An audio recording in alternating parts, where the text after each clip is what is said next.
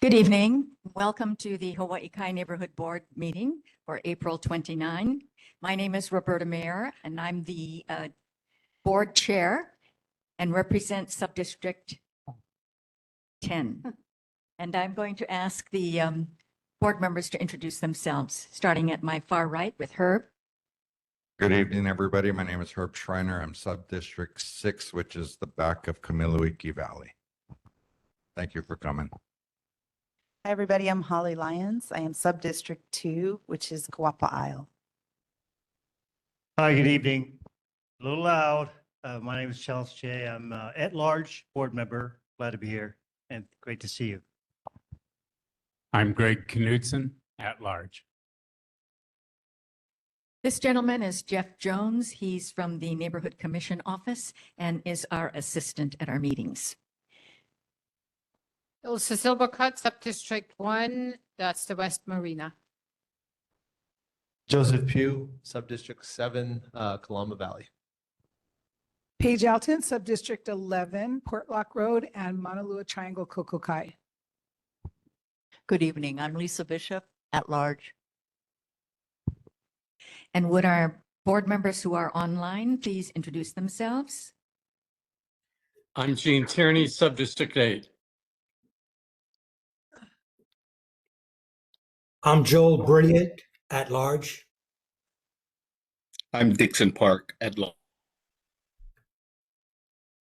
Aloha, everyone. Samuel Wolf, Subdistrict 4, the Hahaione Valley Condo Towers. All right, thank you, board members. We are a 15-member board, and it looks like we have 13 members here tonight. We need a quorum of 8 to take care of business, and we have many more than we actually need to take care of business. I do want to announce that voting for board members is going on right now and ends on May 16. Some of our board members have chosen not to run. Some have chosen to run and are running unopposed, and so they will automatically be seated in the next term. Our at-large seats are being contested, and so everyone should have received something in the mail to vote for candidates for the at-large seats. And we have maybe 2 sub-districts where the seats are contested, and only residents of those sub-districts will receive a ballot for those elections. But I urge everyone to please vote. All right, we're going to be moving on to our status reports, starting with the Honolulu Fire Department.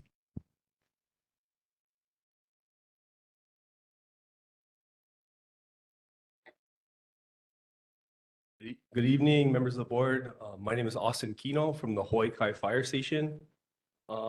Here to give you your monthly report. I want to start off by answering a question from last month's board meeting. There was a question asked by board member Paige Alton regarding the location of the motor vehicle accident that happened on February 25th, 2025. I got the answer that that incident happened at the intersection of Lunalilo Home Road and Kalakua Street. Again, that was on February 25th. Next, I'll go over the incidents for March 2025. For structure and wildland fires, we had none. We had 1 nuisance fire, 0 cooking fires, and 4 activated fire alarms. We had 87 medical emergencies, 0 motor vehicle collisions with pedestrians, 6 motor vehicle crash and collisions, 4 mountain rescues, 5 ocean rescues, and 0 hazardous materials incidents. Nuisance fires, if you guys wanted a description, include rubbish fires outside of a structure or a vehicle. I'll leave you with a fire safety tip for April.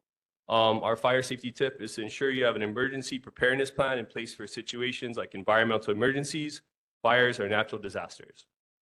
So we ask you to familiarize yourself with at least 2 escape routes from your home and plan an evacuation path if you must leave your neighborhood due to an emergency. For more information, you can visit fire.honolulu.gov. Just some tips. It says you want to leave early to avoid getting trapped by fire, smoke, or traffic delays. Set up a predetermined meeting spot like a trusted neighbor or relative's home.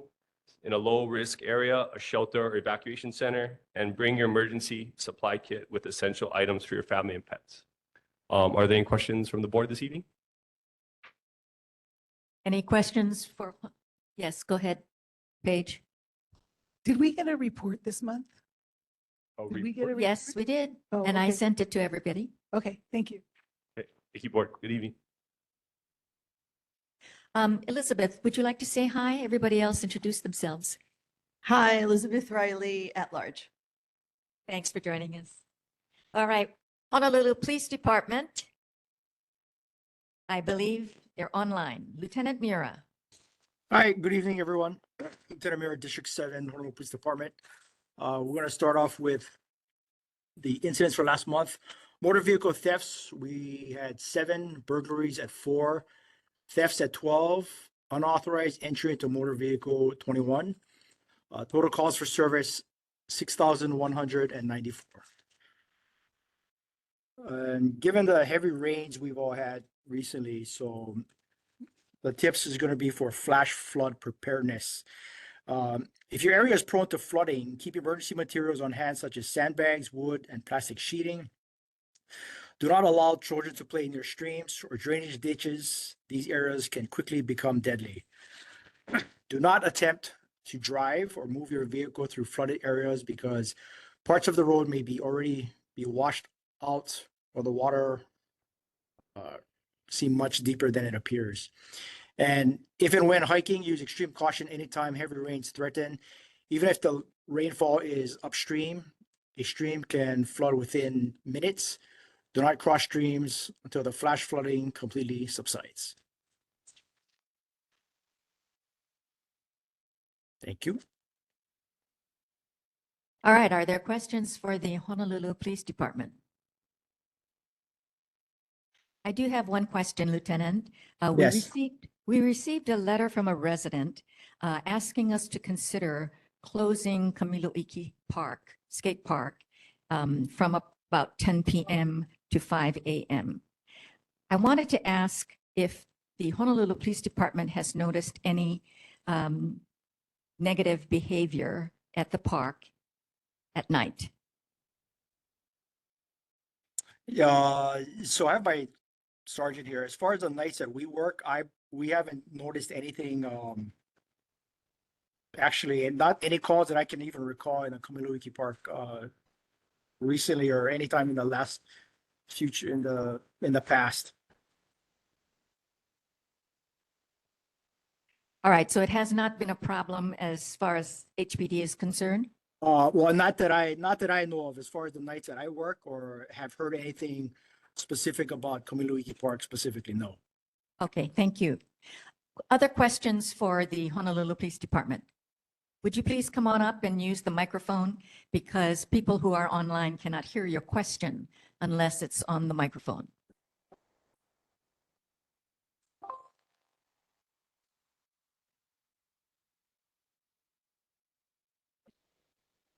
Yes, I do need to lower it. Okay, question is, what is the legality of boats parked on private streets, the residential streets? Boats parked on residential streets? Yes, what is So- the, yep. Yes, so boats have to be attached. Boats have to be attached to some type of vehicle. Boats cannot be parked on public streets by themselves. And I think I know we've had problems with boats before as far as enforcement type. So usually if there's a license plate that's attached to the trailer, that helps, of course. And or if we can get the boat number, then there's ways of running it with Department of Land and Natural Resources, that kind of stuff, to try and get, at least we can try and get some type of action if we could try and contact the owner or previous owners of the boats and that kind of stuff, which always helps. Is there a period of time that they can be parked on the street without being used? Well, they should be attached. It'll be, if it's attached to the vehicle, same thing like a abandoned vehicle, it's gonna be 24 hours moved, but it should be attached to a vehicle. Okay. To a trailer, Yeah, if the boat's on the trailer, then attached to the vehicle. but over a year on the street, is that legal? A year on the street, no, it wouldn't be legal. Can you give him the street name so that he might be able to take a look Okay. at the situation? It is Kalapaki Street. Is there just one boat or more? Three. Three boats? They're not attached to vehicles? Not, I think one has a boat trailer and the other one no, and I think the other one, they're not attached to anything. They're just parked there. And I find it very dangerous. I walk that street, and I do drive that street. I don't know how the rubbish truck can go through it. I don't know how Amazon can go up because we all have to pull to the side and let, it becomes a one-way street. All right, thank you very much Thank- for sharing that concern. Paige? Sorry, I have just a quick question regarding the boat situation. The boats have to be on a trailer, is that correct? Or do they have to be attached to a vehicle? Does the trailer have to be attached to a vehicle and they have to be on a trailer? Or if they're just on a trailer, is that enough? Yeah, well, I mean, yes, the boat should be, the boat should be on a trailer and then the trailer should be attached to the vehicle, yes. So Sorry if the for boat that. is just on a trailer and not attached to a vehicle, is that still legal? No, Okay. it shouldn't be, it should be attached to the vehicle. Any other questions for HPD? A question, go ahead. Go up now. Hello, I'm Lynn Kenton. I'm a resident of Mauna Loa and also Hahaione Valley. And this is really for the police department and the fire department. I apologize, board chair. I didn't know that we were supposed to come up and ask questions before the fire department left, but maybe they can report next month. And if you aren't aware of this, officer, if you could report back next month. I'm reporting an incident that was shared to me by some friends that live up in Hahaione Valley. And it is very serious to us because of what could have happened. So I just wanted to read the email that came from him. It will be very fast. This incident happened on March 3rd, 2025, between midnight and 2 a.m. Two utility poles on the upper left side of Hahaione Valley Mountain behind homes on Kulani Street toppled over and caused an arc. The arc was witnessed by two of my different neighbors, Tom Schaefer and Catherine Hiraoka. Their bedroom windows faced the mountain. They heard the pole cracking on its way down and saw the arc. There were heavy winds that night. The arc did not cause a fire because we had two torrential rainstorms within 10 days of the poles toppling over. The vegetation on the mountainside was very green. Had this happened in July or August when the mountain is very dry, you would have had a major fire. I have photos of what happened afterwards. Apparently, in Kale's backyard, there were 10 HECO vehicles for almost 10 days and 100 individuals having to clear the land to get up to where the incident happened. And our question is there a protocol for Hawaiian Electric Company or the landowner who happens to be Kamehameha Schools to contact the police department and the fire department in these cases when something so major happens that could have caused a disaster? And then do you have evacuation plans for us residents who only have two exits out of the valley, should something like this happen? And I know it's not just Hahaione Valley. We all know it's the entire Mauna Loa. We know it's our island. We know it's statewide. But this is a real incident that happened on March 3rd and could have been horribly disastrous. HECO was up there for 10 days fixing it, had to cut their way into where the two poles came down. According to the neighbors, Kamehameha Schools has not created a fire break. So we wonder if you and the fire department are working with Kamehameha Schools and the landowners and HECO to prevent such horrible disaster that could have happened. Were you all present March 3rd when this incident happened? Or are you contacted when these things happen? Oh, okay, to answer your question, so I was not present for the March 3rd incident. As far as working with Hawaiian Electric, not that I know of. I can bring it up as far as making plans for that kind of stuff. We don't have necessarily detailed plans for every valley and every area where there could be potentially a fire. The officers, having said that, the officers know the areas, that kind of stuff. So they're aware as far as, any type of evacuation, whether it be fire, flooding, hazmat, that kind of stuff. We understand that the evacuation part will be the police department's primary concern for the most part, as far as getting the traffic, pedestrian, vehicular traffic out of there as quickly as possible. So the officers, they know the area, that kind of stuff. So so the evacuation part would be, for the most part, our primary concern as a police department. And what, does that include making sure that there's access for the emergency vehicles to go in? Because we have almost 800 homes up here, not counting the condos, and we only have 2 entrances and exits out of this valley. And again, I'm sorry, I'm not just speaking for Hawai'i Valley, but this is where it happened, and my neighbors contacted me and shared this whole incident. So, And Linda, your name is Linda, right?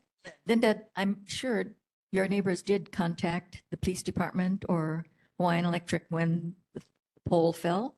well, the power went out in our valley. So I don't know if they did, but I guess my question is, wouldn't it be the onus of the landowner or Hawaiian Electric to contact the fire department or the police department in these cases when it could have been a disaster? When the neighbors saw the arc, the electrical arc, which was what causes a fire? Yeah, but they're not there to see that. I think the neighbors who are there make the initial contact, and then the service providers come to assess and rectify the problem. Elizabeth has a comment, and then Paige. Go ahead, Elizabeth. So Lynn, thank you very much, because if you hadn't brought that forth, we would have not known. And I think fire mitigation, all that kind of stuff is real important, and landowners are incorporating that now in their land care. But that being the case, it brings a big question up that maybe HECO needs to share, or if it did go to the fire department, was it in their report? And so I'm just saying that maybe from this level, we should look at reaching out to HECO and the landowner and see about sharing that kind of information, because it's important. Very, very important. So thank you.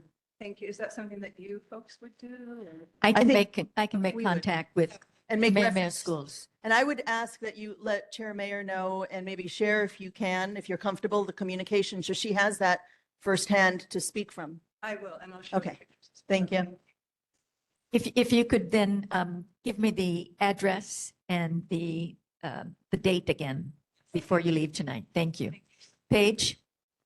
Could you tell me what the resolve was of the 100 people with the 100 days or whatever it was that they were? What was the final resolve in the valley on this particular issue? I have pictures of the path that PICO workers cut up into the forest to get to the poles. And I mean, I'm assuming that I don't know. They must have put the poles back up and the lines, but what does that prevent from happening next time? I mean, this was just a month, 6 weeks ago. Yeah, so we don't know what they did then. No, we do not know. I couldn't speak for PICO. Okay. I have to ask them. No, I really wanted to know what happened. I mean, what the resolve was from all the workers up there and so now the residents are just, I guess I'm confused as to what you guys want. Well, I think what we'd want to know is if when these potential disasters happen, and I heard what the chair said that the individual should call, but after that, is there a protocol that HECO contacts the fire department saying, this, we're putting these poles back up that fell, there was an arc, which we all know what that does. That causes the fire, but it was apparently very rainy. So, and does the police department have a protocol that they go up there? Should the landowners contact the fire department, the police department, HECO, should they expedite their cleaning? They're supposed to be like doing these fire breaks. And I know, Elizabeth, you're really involved in that, and thank you very much. But there's no fire break up there. There's the forest and these homes. And So as residents up there, really, you're just looking for some fire breaks. yeah, and we want to know. Okay. And what is the evacuate? What do we now? We know that something happened. we have an evacuation plan in a valley that only has 2 egress and ingress, a Pahaone and Papeakea Street, and I don't know that anybody can answer that question except the residents that live in the area. I mean, I know for my area, I can't go to the police and say, what's my evacuation plan? They don't have an evacuation plan for me. So I don't know if they have evacuation plans for every neighborhood. I don't know that that exists. I think that's probably a broader question, but it's certainly something that unfortunately with what happened in Lahaina, I think is on everybody's minds. And this is what I think a lot of us were like, wow, what if it would have been summer? Like Azima says, what if these electrical sparks would have sparked and started the forest and come down? So now I think there's an added concern, and I guess the question is. So I guess I'm just trying to get to a bottom line. I'm trying to figure out what it is you want, because you want HECO to talk to KSPE and the police to talk to the fire department and the fire department to talk to HECO, and you want fire breaks and an evacuation plan? That would be lovely if you. Okay. Linda, Okay. I think that we'd like to know what is happening and what the plan is, and are they thinking, okay, what would a mass evacuation look like? Okay, Linda, last year after the Lahaina fires, we did have a whole presentation on wildfire mitigation, and there are a number of neighborhoods in Hawaii Kai that have actually developed their own wildfire mitigation plan, and it includes, I'm sure, evacuation and clearing the brush and everything else. Elizabeth has a comment, and then Chelsea. So May is Wildfire Month, Wildfire Awareness Month. So you'll be seeing a lot of good information coming out, primarily from Hawaii Wildfire Management Organization. But that being the case, it brings up a good question for all of us to ask. What do our evacuation plans look like in our different valleys? We can't answer that here. There was once, I believe, and maybe we bring this back up again, and we can start with asking the mayor's rep about how do we start that conversation, so we can all feel more comfortable and do our part to assist. Yeah. Chelsea? Thanks for bringing this up. If you could leave with Jeff your contact information, because, this thing really starts with Department of Emergency Management. They got mitigation things. And so they ought to be able to reach out to HECO, HPD, fire department, and figure out in each of these different regions of the neighborhood, what kind of mitigation that they have in terms of perhaps early warnings to a incident reporting, and then potentially, because they're always interested in having involved neighborhoods, that perhaps they can maintain a list of leaders, community members who they can be able to contact and have that on the ground truth and what to do about it. So, yeah, I'll give them a call too. All right, and Linda, it was a question that should have been addressed to the fire department, and I'm sorry that I was not aware that you had a question for them. So maybe next month you can ask the same question. Well, thank you All very right, much sure. for your time this evening. Okay. Other comments, questions? By the way, it's still the report of Honolulu Police Department. Okay, so do you have a question for those? On Cheryl Park, and I ran out to talk to them after they gave their report because they said there were no wildfire incidents last month.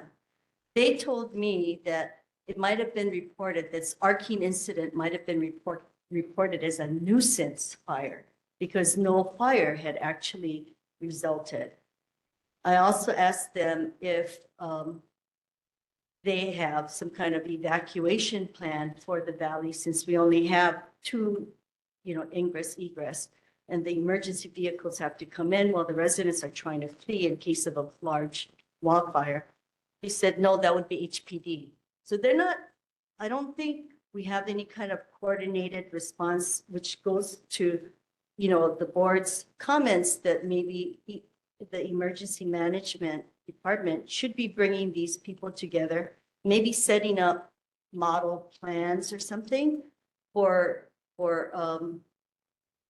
interested neighborhoods like ours, and just, have these things worked out, because if you wait until a crisis hits, it's chaos.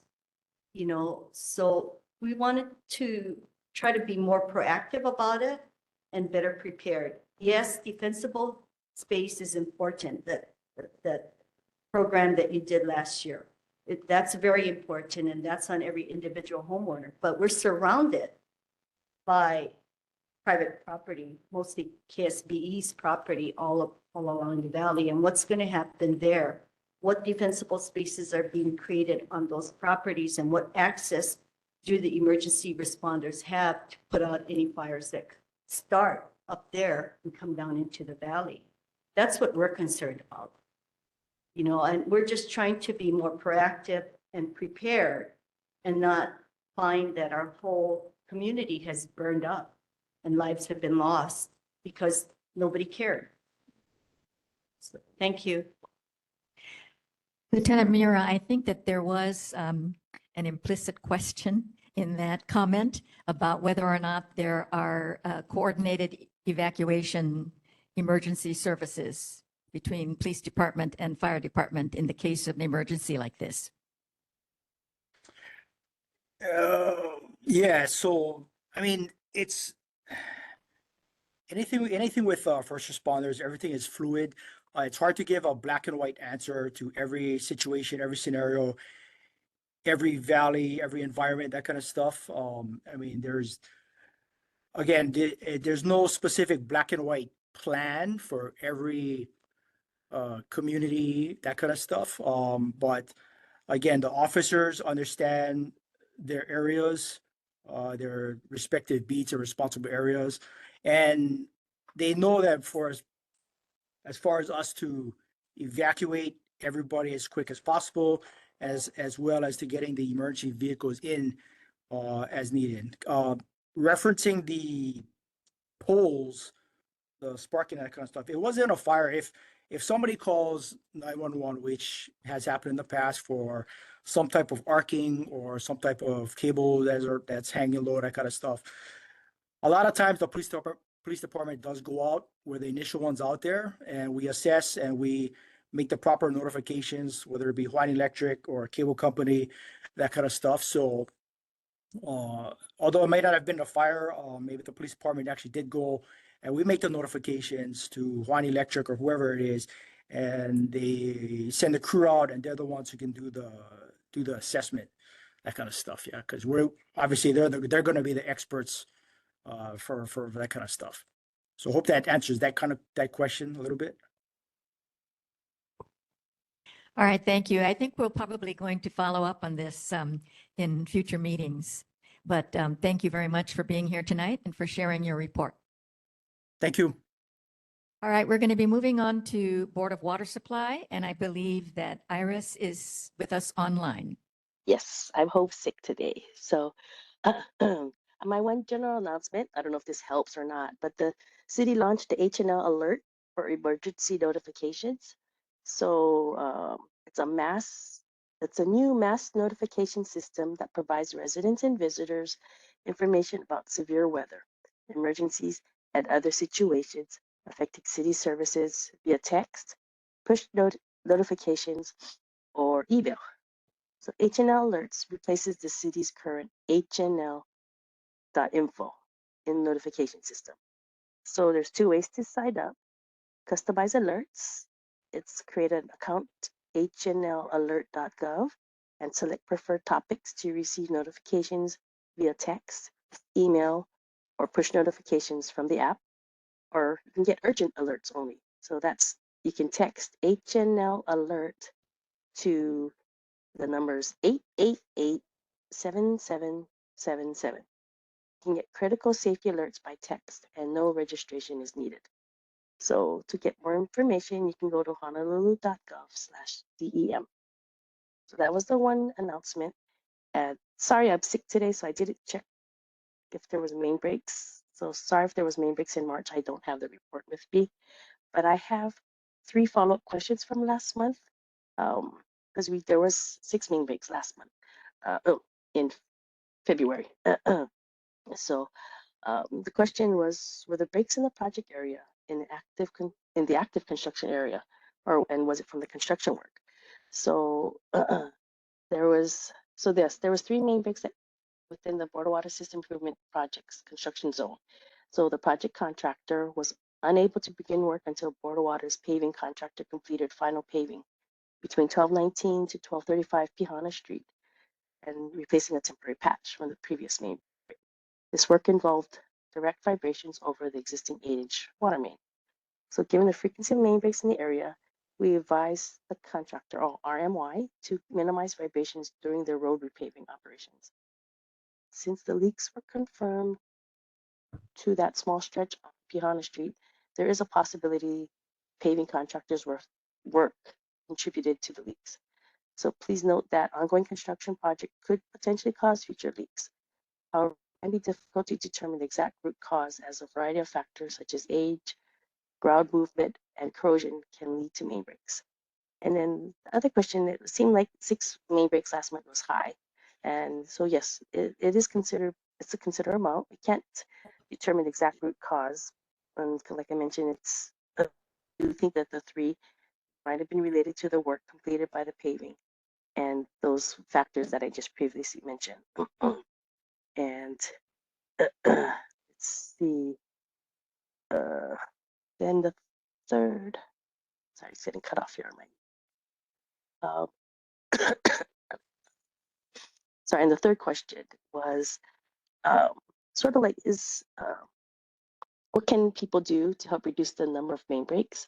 So basically, it was told that there's not much the community can do to assist in reducing the number of main breaks. However, reporting leaks or puddling in the street gives the Board of Water a chance to address the issue before it becomes a larger problem, such as a main break. So please inform us. And those are my 3 follow-up questions. Is there anything more?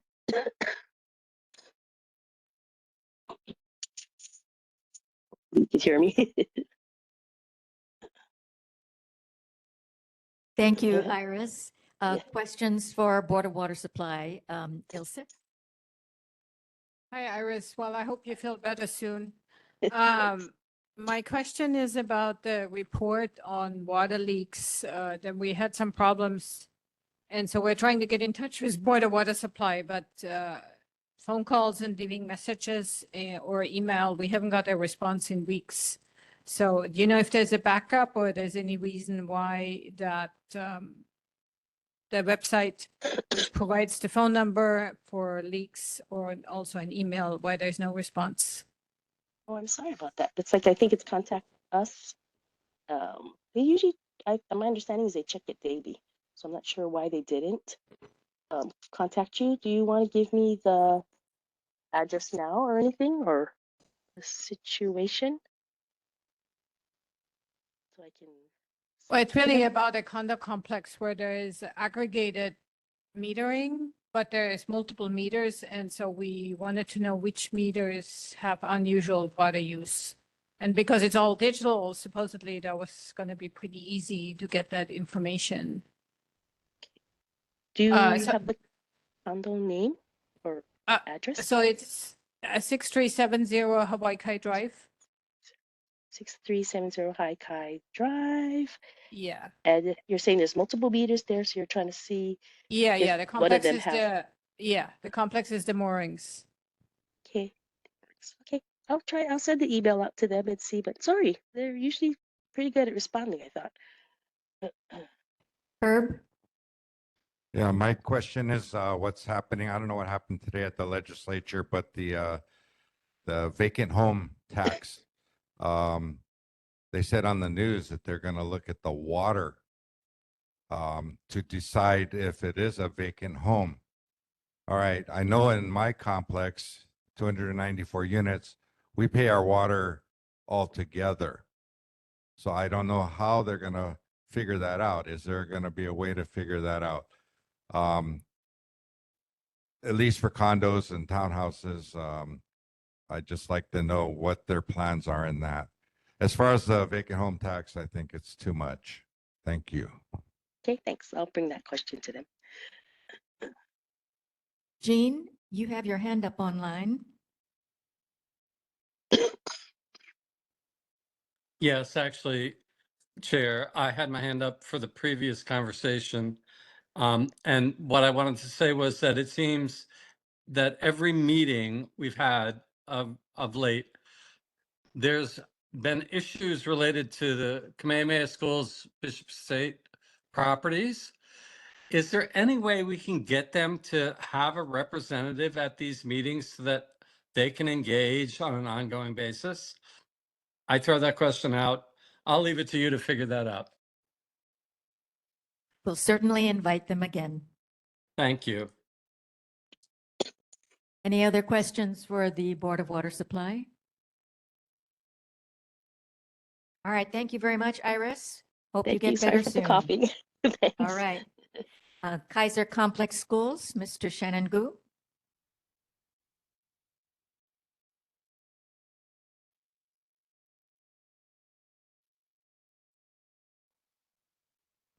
Aloha board. All right, I'm Cappy Gu. I'm the principal of Hawai'i Elementary School, but tonight I'm representing the Kaiser Complex of Schools. And I'd just like to say we're very grateful for the support of the neighborhood board and, the entire Mauna Lua area. So some school highlights and celebrations. Kaiser High School, they were honored or recognized for the exemplary record of leadership and service for activities for their student council.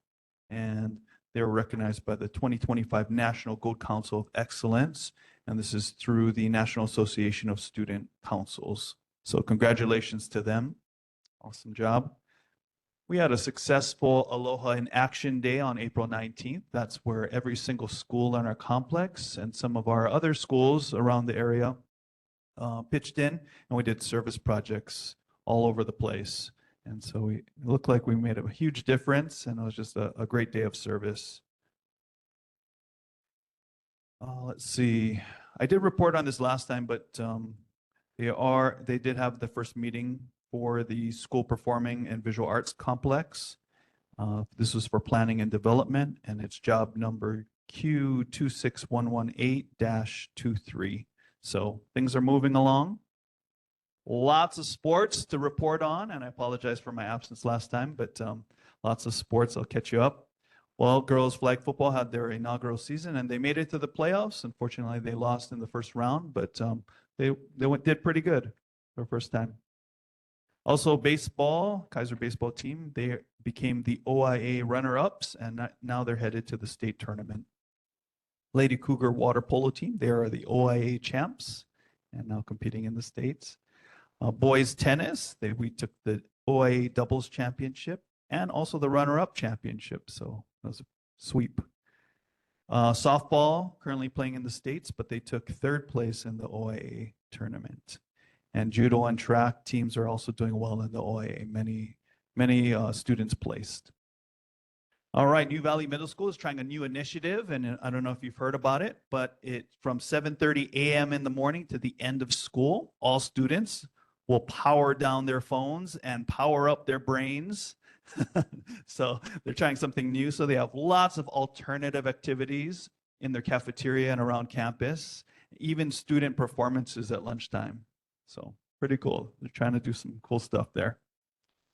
We just had at Hahaione, our annual fun fair this past Saturday, and it was a great day of fun and family.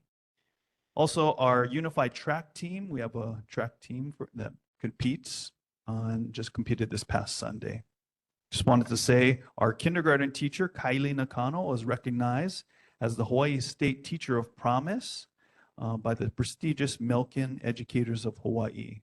So out of all the complex areas, there's a nominee, and then there's one overall winner, and Ms. Nakano won that. She teaches in our dual language program, which means she teaches half the day in English, and then at 11 o'clock, she switches in all instruction in Japanese.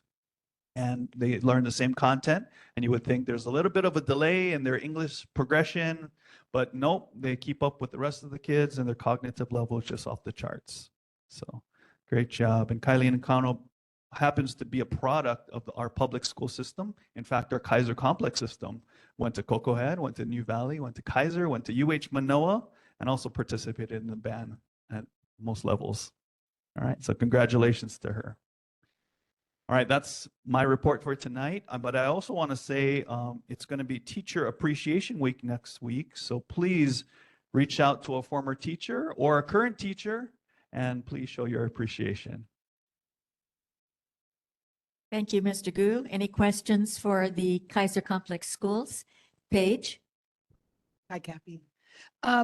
So this new initiative at New Valley, is this something that all the schools in the Kaiser Complex are considering, or is this just a pilot program, or is this something that they're just trying out? And if it doesn't work, they're going to abandon it? Yeah, thanks for asking that. This is an initiative by Principal Jeff Shitaoka. So it's kind of like a pilot.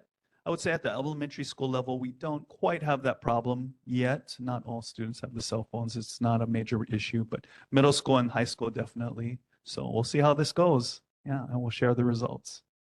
So it is something that you're looking to adopt at Kaiser, and Yeah, not right now, just this Nope. would be a pilot. So we'll see how the okay, first run goes. okay. Herb? As the Park and Rec Chair, how would I get on the meetings for the theater, Performing Arts Center? Yeah. I will forward your request to Principal Mew and they all schedule those meetings. And yeah, definitely community input would be welcome. Yeah, I went there when the school opened and they had the Performing Arts Center in the plans. And my family was the first family to do a music production in the cafeteria there. And it went really well. So I know they're doing stuff in the little theater room somewhere. But yeah, it's really important. Yeah, thank you So for offering your support. Music's been a big part of Kaiser High School's history, from way back, and we've had a lot of great music teachers. So this would really enhance that culture. Thank you. Thank you. Joel, you have your hand up online. Go ahead. Yes, thank you. Just a comment. In the last week, Kaiser High School's junior ROTC program, which is Air Force based, had their awards ceremony with 15 local community organizations presenting the cadets their scholarship, academic, leadership recognition and awards. And the program itself received at least one significant size grant from the Oahu Veterans Council of Honolulu.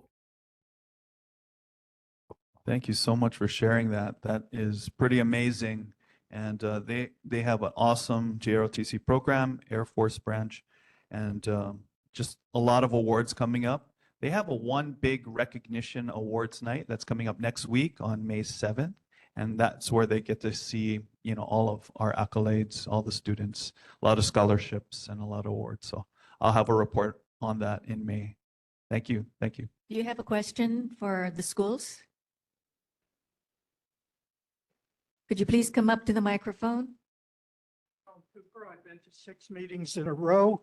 He is the highlight because there's always something very positive. If you put in the aggregate reports, the number of awards, the number of keiki blessed at all ages, what's written up here, what's written back here, and who Shannon is, he's got another job other than big here, and it's a big one. I just wanted to say, we don't take this for granted. Thank you, Shannon.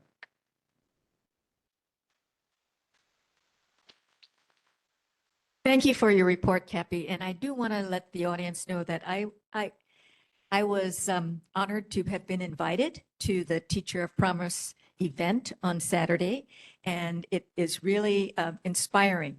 The Milken educators, these are the educators who have received the $25,000 Educator of the Year awards starting back in, I think it was 1990, and they all come together and support each other, and they each year identify one new teacher. This is not a longtime teacher. This is a teacher within the first 6 years of teaching that has already exhibited, outstanding methods and enthusiasm. And so they want to recognize this teacher.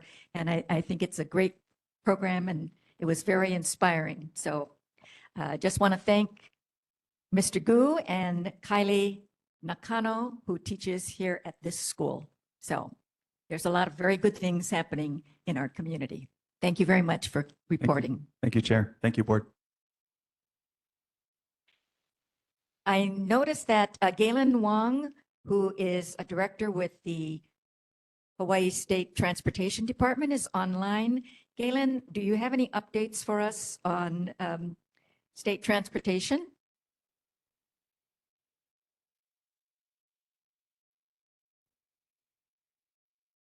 Maybe he stepped away from his computer. All right, we're going to be moving on to community announcements. Members of the board or members of the community who have announcements that they would like to share with the community. Elizabeth?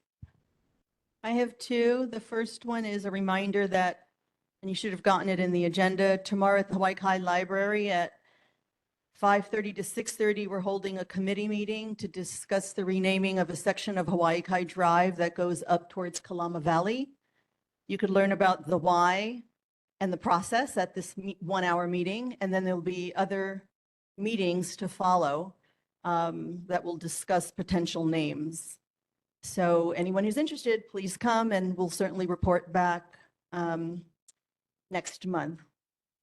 The other announcement is for those that are familiar with our second Saturdays at Kiavava Wetland, which is right off of Hawaii Kai Drive next to the Oahu Club. We started an additional volunteer opportunity. There are flyers in the back. So on Thursday, early evening, it's really a lovely place to be.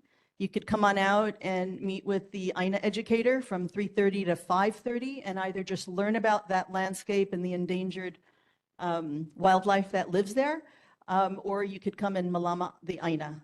So FYI, it's a new opportunity in the community at Kiavava Wetland. Thank you.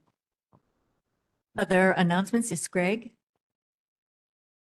Yeah, resident David Stillwell has been trying to organize some attention to the Kamilanui Valley situation. Wants an update. He's calling for transparency.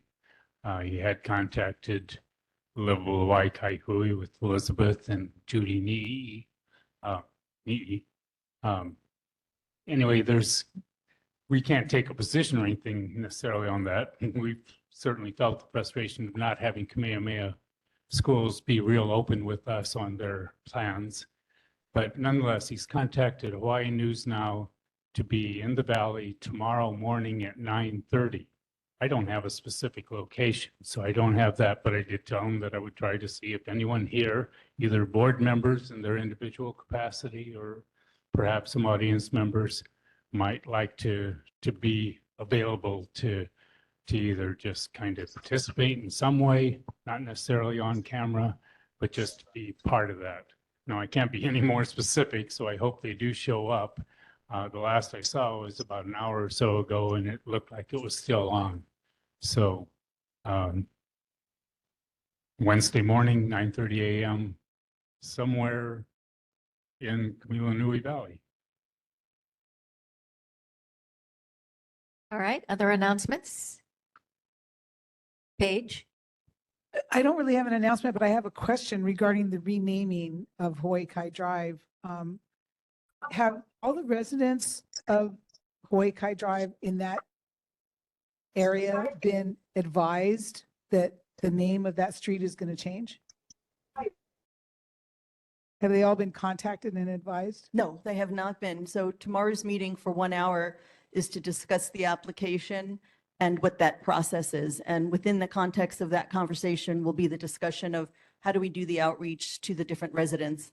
I've called the Department of Planning and Permitting, the respective department that oversees these applications, to get a little bit more clarity. And I've also reached out to the councilman's office to ask for him to be a part of it, because councilman has been part of the adoption and the planning process of the East Honolulu Sustainable Communities Plan.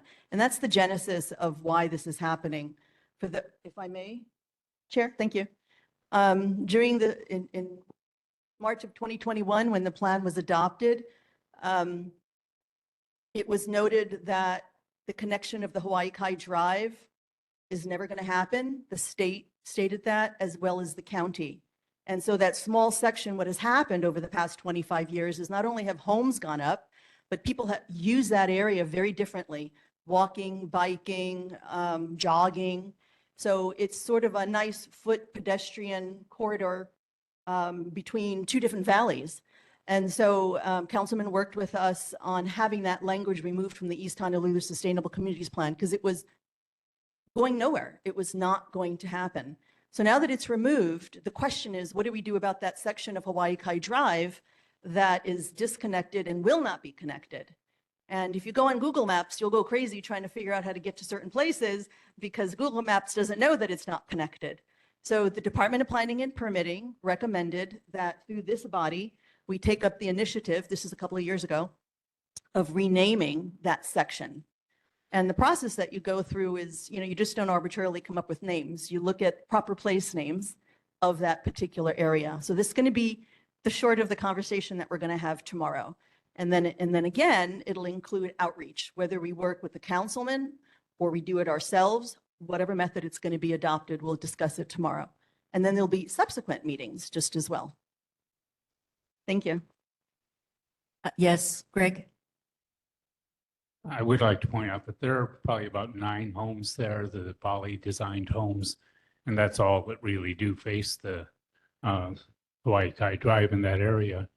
But also there are a lot of streets in Honolulu that are just remnants that are disconnected from their other sides.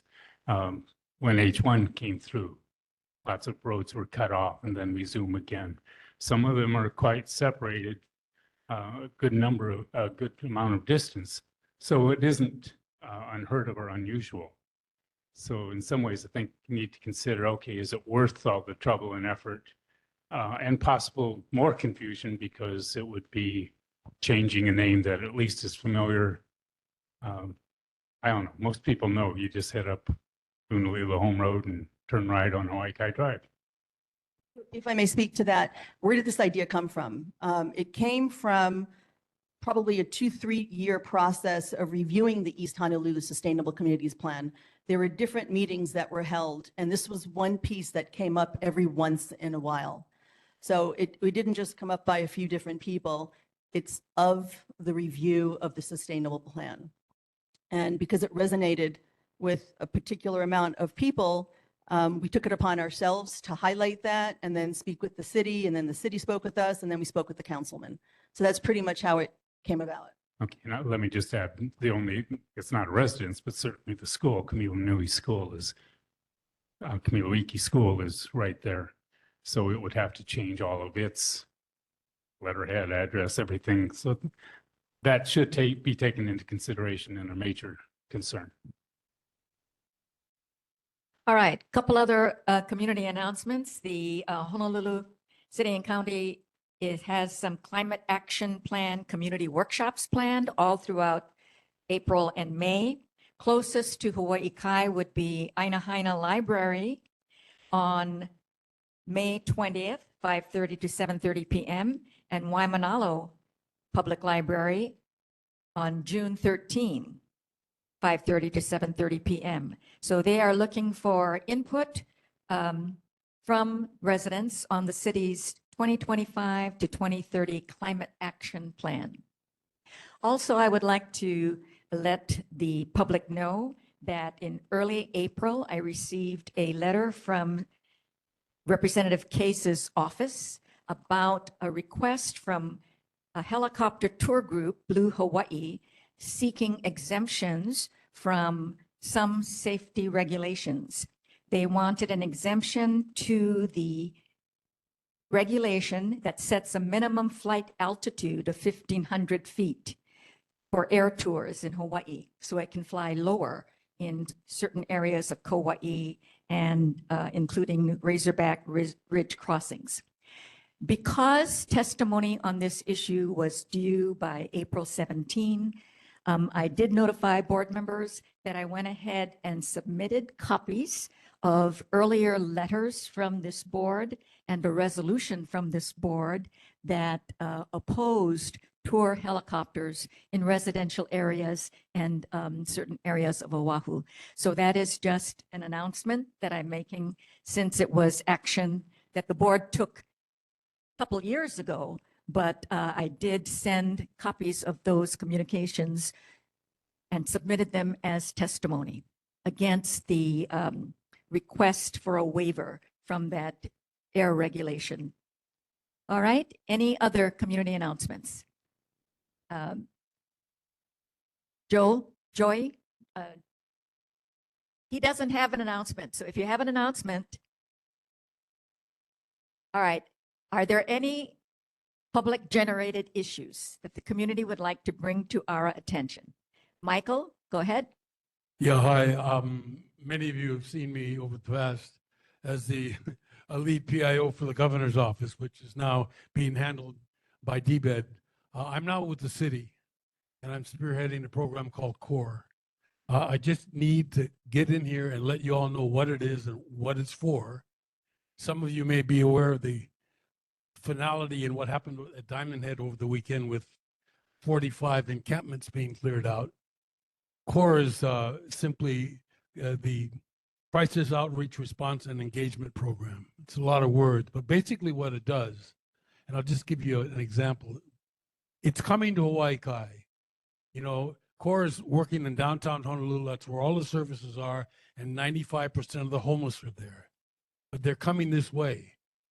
They were at Diamond Head and they're here. They're hidden in my neighborhood, which is, I'm actually responsible now for contacting and working with all the city councils. I mean, all the neighborhood boards. It's every 5 nights a week I'm doing this. But for you guys and me, I want to tell you that it's here. And some of you may not know, this is 25% of all 911 calls come from one group of people. And these people have nowhere to go but to call an ambulance when they need help. Anybody that's ever been on an ambulance ride or has somebody in their family now know that the EMS is so strapped. Some of these people are getting on an ambulance every day, and they must be taken. I mean, they can't turn them away. But here's the problem, and you need to be able to identify this. You go to the city online and go to CORE and find out what's happening, because they're here. And they're going to be a big part of what happens in this valley. Now, what happens is the CORE wagons, they're 2 refurbished ambulances. I could go on for an hour about this, but just basically, there's a lot of people, EMTs and above, that are handling these people with compassion, with dignity, but not putting them in an ambulance. Because an ambulance ride, for those of you that don't know, is about $1,500. The first hour in the ER is $2,000. So $3,500 is being spent sometimes once or twice a week on some of these people. So if an ambulance is late, this is the problem. Some of you have seen this, and this is why we needed to get you tonight. I'll be back with more. I'm going to have some handouts for you for your next meeting on how and when you do CORE. If you call 911 on somebody lying on the side of the street, they're going to determine if it's a CORE call or an ambulance call. And it's not about the money. It's about the frustration in having the same group of people over and over again. They get their IDs fixed. They get their snaps. They get everything back and fixed. Then they go off on a bender somewhere. Somebody beats them up and takes their money and takes their stuff.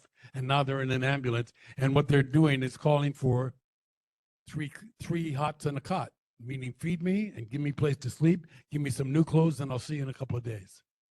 We're here to prevent that in a compassionate way, and that's what CORE is about.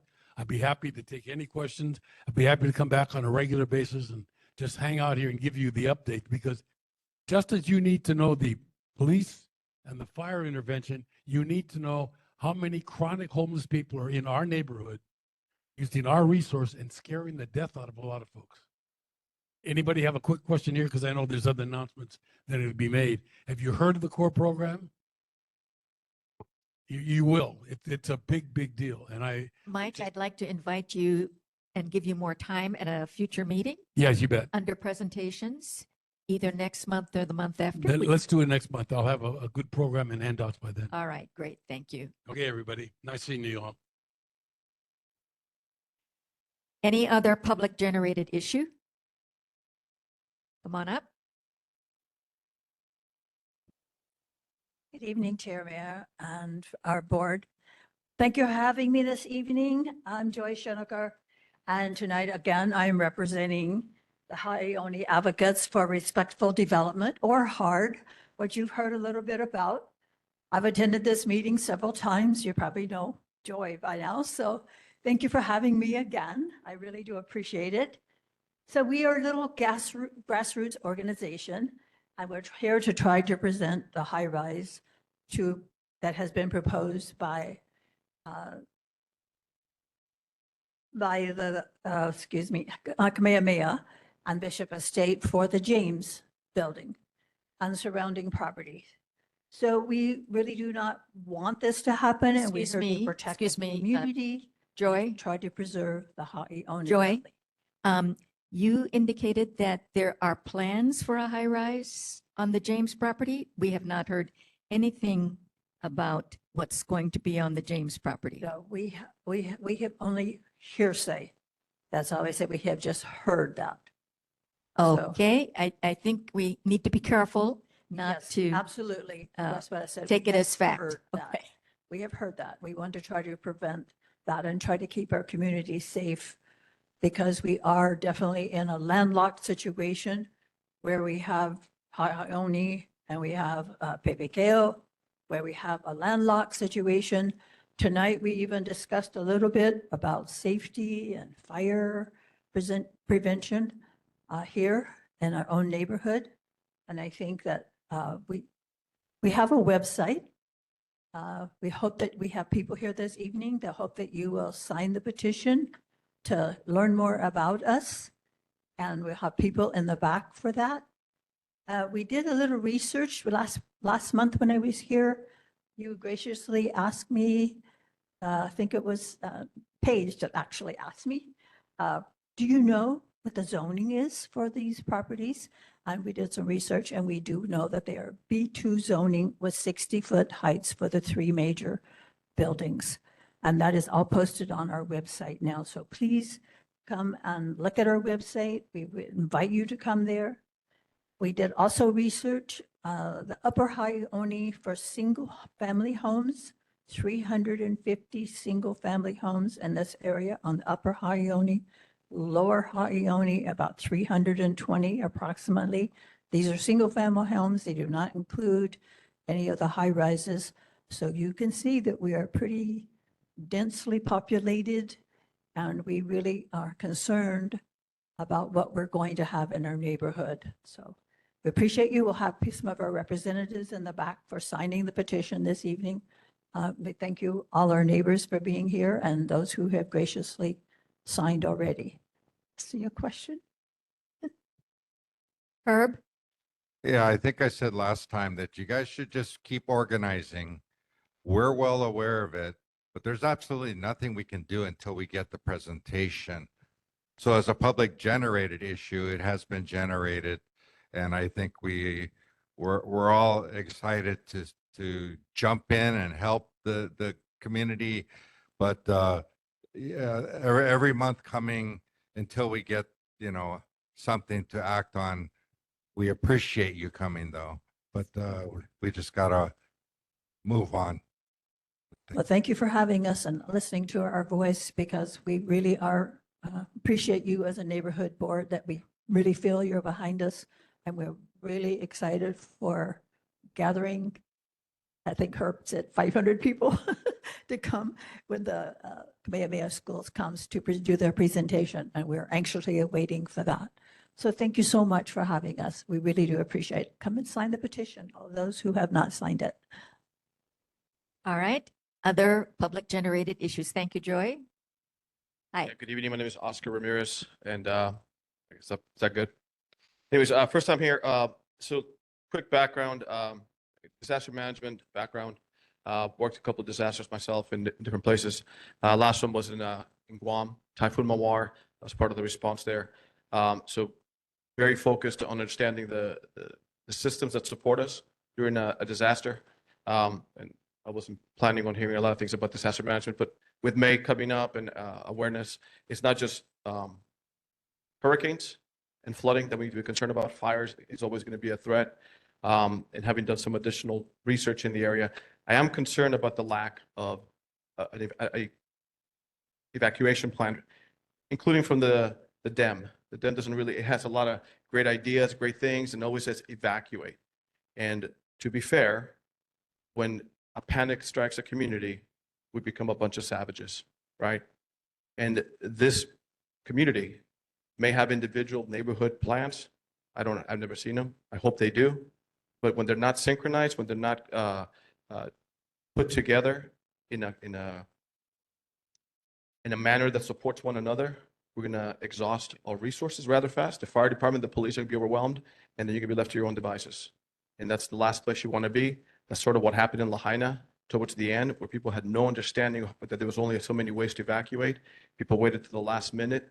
Same thing happened at the Altadena fire. The reason why so many people died in that particular fire is because the elderly were left behind or thought they could ride it out. And those are like the worst. That's the worst mindset that you can have during a fire or that kind of emergency. We've been blessed that we have not been exposed to that type of threat, but it doesn't mean it doesn't exist. So my request to you and to the community, other than each district coming up with their own respective plan, is that we come together as a community, right, writ large, and understand the obstacles and the real threats that we have, that we invite them to come out, not just to put up a booth and hand out some really cool stuff and swag. We don't need that. We need education. We need an approach that's comprehensive, that touches the community, has a real assessment of where the threats are, where the dangers to the community are, i.e. how many isolated elderly do we plan to will exist in the community if there was an evacuation that could not evacuate themselves, and how do we understand the proper protocol to evacuate a zone in the absence of police department. The police could not come to this neighborhood fast enough, to be honest. If the hills caught on fire right now, the ridge is caught on fire with the wind, the fire will be in Waimanalo in a matter of minutes. That's just how fast it spreads. And because the way it's canalized here, the wind will be kicking up that fire, and it'll just start hopping fire to fire. Not to be an alarmist, it's just the way nature works. And nature never cooperates with us, right? So hope is not a plan. So I'm requesting that the board puts together some kind of approach and presents to the community, and then we make a good faith effort to reach to the community. Lynn talked about that potential fire could have happened. We'd like to know when stuff like that happens, aside from, and I live at the Mauna Lua across the street, right? And I see fire trucks going up and down all the time, right? You guys probably hear them too. I don't know what's happened. Is there a fire? Is there something else going on? That's the level of detail, I guess, that we got to make the community aware of, that they should be informed. And I'm not saying sirens all the time and panic buttons all the time, but we have to be able to come to a community webpage or something that explains what is happening and stay informed so panic doesn't ensue. Thank you for your time. Thank you very much for sharing all of that, Oscar. I think you're absolutely right. We do need to have some kind of coordinated plan. Elizabeth has a comment, and then Sam online. Yeah, I was going to ask Oscar, in Aina Haina, there's a group called Aina Haina Prepared, and then there's here Hawai'i Kai Strong. And I'm mentioning it because those are both really excellent groups that have the tentacles out to all the respective agencies and support folks, and that'd be a good place to start. And I'm more than happy to connect you with Hawai'i Kai Strong. That gentleman, Matt, has been here before to do a presentation. He doesn't have all the answers, but he has all the connections, and it's a good starting point. So I'll connect you with him. Elizabeth, would you mind contacting Matt and asking him if Hawai'i Kai Strong has already taken a look at developing an evacuation plan, or is there something already available? Will do. And if there is one, if he could report on that back to us? Yes, and I'll connect him up. with Okay, you. thank you so much. Will do. All right, another comment or general issue? Yes, I have two points. First, I'll address his issue. There is an app out there called Pulse Point. Oh, I apologize. I'm Bethany Lee. I live in Mariners Cove and I've been here almost 9 years. There's an app called Pulse Point. You can see if there's any medical emergencies in the area, and sometimes it refers to traffic collisions and things like that. Also, HPD tracks their calls, their active calls for the last 15 minutes, so you can log in on HPD's website as well. It doesn't cover everything, but if you have a question about what's going on, generally I search those first before I start asking other questions. That's not why I'm here, though, this evening. I'm a runner and I log about 30 miles of running a week here, and I routinely run on sidewalks, but I often see people walking and running on the streets. I live in Mariners Cove, so we have Neomala Loop there, which is a perfect 1 mile loop. And frequently when I'm running on the sidewalks, every so often I will step onto a utility cover that completely pops up. And it happened 2 days before the Hapalua Half Marathon, and the thing popped up and I just about broke my foot on it. And I regained my balance after that happened, but it caught my attention. And then I noticed this week, I never talked to anybody about it though. I just thought it was my fault because I stepped on the corner of a utility cover box cover on the sidewalk. This week, I noticed HECO was there working on those units, and one of their employees was injured on it as well. And then they brought the red spray paint out. So now they painted all of these broken utility box covers red, which is great in the daylight, but at nighttime, when a lot of people are exercising in our community, you can't see the paint. So I don't know what the resolution is to fix that, because the utility box covers aren't just HECO, it's all the different utility providers in the community. The area I'm most familiar with is Mariners Cove, but I also head from Mariners Cove over to Kalama Valley out to Sandy's Beach. I also go to Cocoa Head Terrace through those communities as well, and also towards the Wahoo Club and do the loop around here. So there are several utility box covers that are failing. And it's not just the lids themselves, it's also the gap. There's like 3 or 4 inch gap around each one that the concrete is degrading and just kind of breaking apart. And also there's jagged metal edges in many of these as well.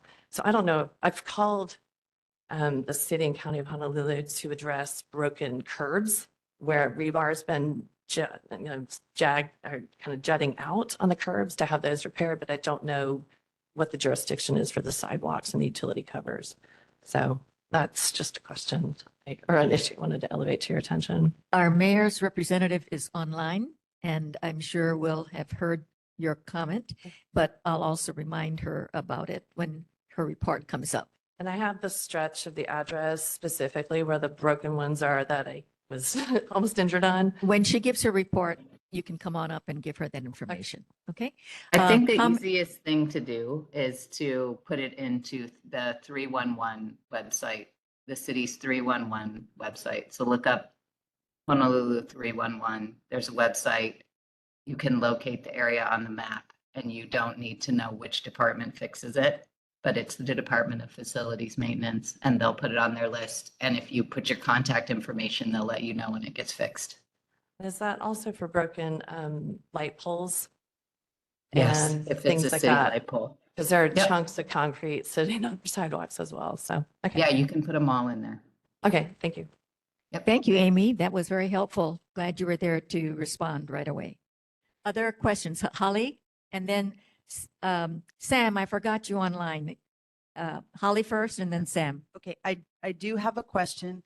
A comment on that is I reached out to several people just a few weeks ago regarding the exact same issue you just brought up.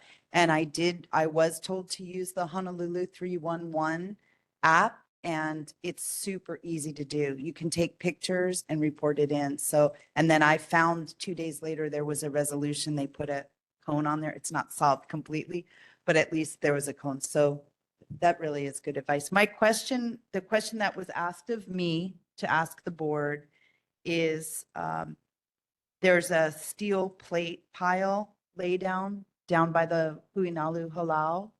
Does anybody know what that's for? Are they building something new by the boat ramp? Ilse? Thank you. No, I'm not sure, but I think this might be the start to set up, I'm not entirely sure, but I think it might be the start to set up for the mitigation of the shoreline project, because that is supposed to start up soon, and I'm assuming this could be part of it. Thank you. Okay, any other public? Oh, Sam, sorry. Go ahead, Sam. Hello. I know I'm far away. I did want to just quickly expand on the comments from Oscar and the other residents, because I do think it's extremely important. We are seeing some more rainfall. It's going to lead to additional vegetation growth. We have summer coming up, and all of that vegetation is likely going to dry out. So there's been a lot of discussion on evacuation plans. What does the city have in mind to evacuate the residents in a valley? And if we're looking at instances like Lahaina or Altadena Pacific Palisades, those were 60-mile-an-hour winds, right? If we're just looking at Hawai'i Valley itself, it's about a mile from the base of the valley to the end of it. So if these fires are traveling at a mile a minute, we cannot expect the city to come and help us. There is no plan that the city, anybody can put in place that is going to be able to evacuate everybody in that frame of time, yet alone notify everybody in this type of situation. So what I think we need to do as a community, and even us as a board, since it does seem to be causing a lot of anxiety amongst residents, as myself included, is getting more, or putting that onus a lot more on the culprits, so to speak, of Hawaiian Electric, who has these electric lines that are traversing the valleys, but also largely Kamehameha Schools that has a lot of unmaintained vegetation along these hillsides. I can appreciate that it's problematic for them to try and clear it or maintain it in a responsible way. We've seen, or in an efficient way, we've seen them attempt to do this on their parcel on Lunalila Home Road. But it's if we just hope and pray that this type of situation that occurred in Lahaina is not going to happen in our valleys like Hahaione, like Kalama Valley, like in Kamiloiki, where my in-laws live right against the hill that is just covered in this type of brush, pure tinder. If we hope that's not going to happen, that's a very poor approach to it, and the city is not going to be able to prepare a plan for us. So I would like to see if us as a board can get representatives from HECO and specifically Kamehameha to just talk about this issue of fire prevention, to get a little bit more clarity about how they're going to adapt to the changing climate and these new wind-driven firestorms that we're now seeing occur more frequently. All right, thanks, Sam. Amy, I noticed that you put some information in the chat. Would you like to say it out loud so that everybody is aware about the Department of Emergency Management? I can share when we get to my report if you want me to wait. All right, that'll be fine. Okay, we're going to be moving on to our presentations. We have a presentation on the Special Management Assessment Permit Request for a property at 26 Hanapepe Place.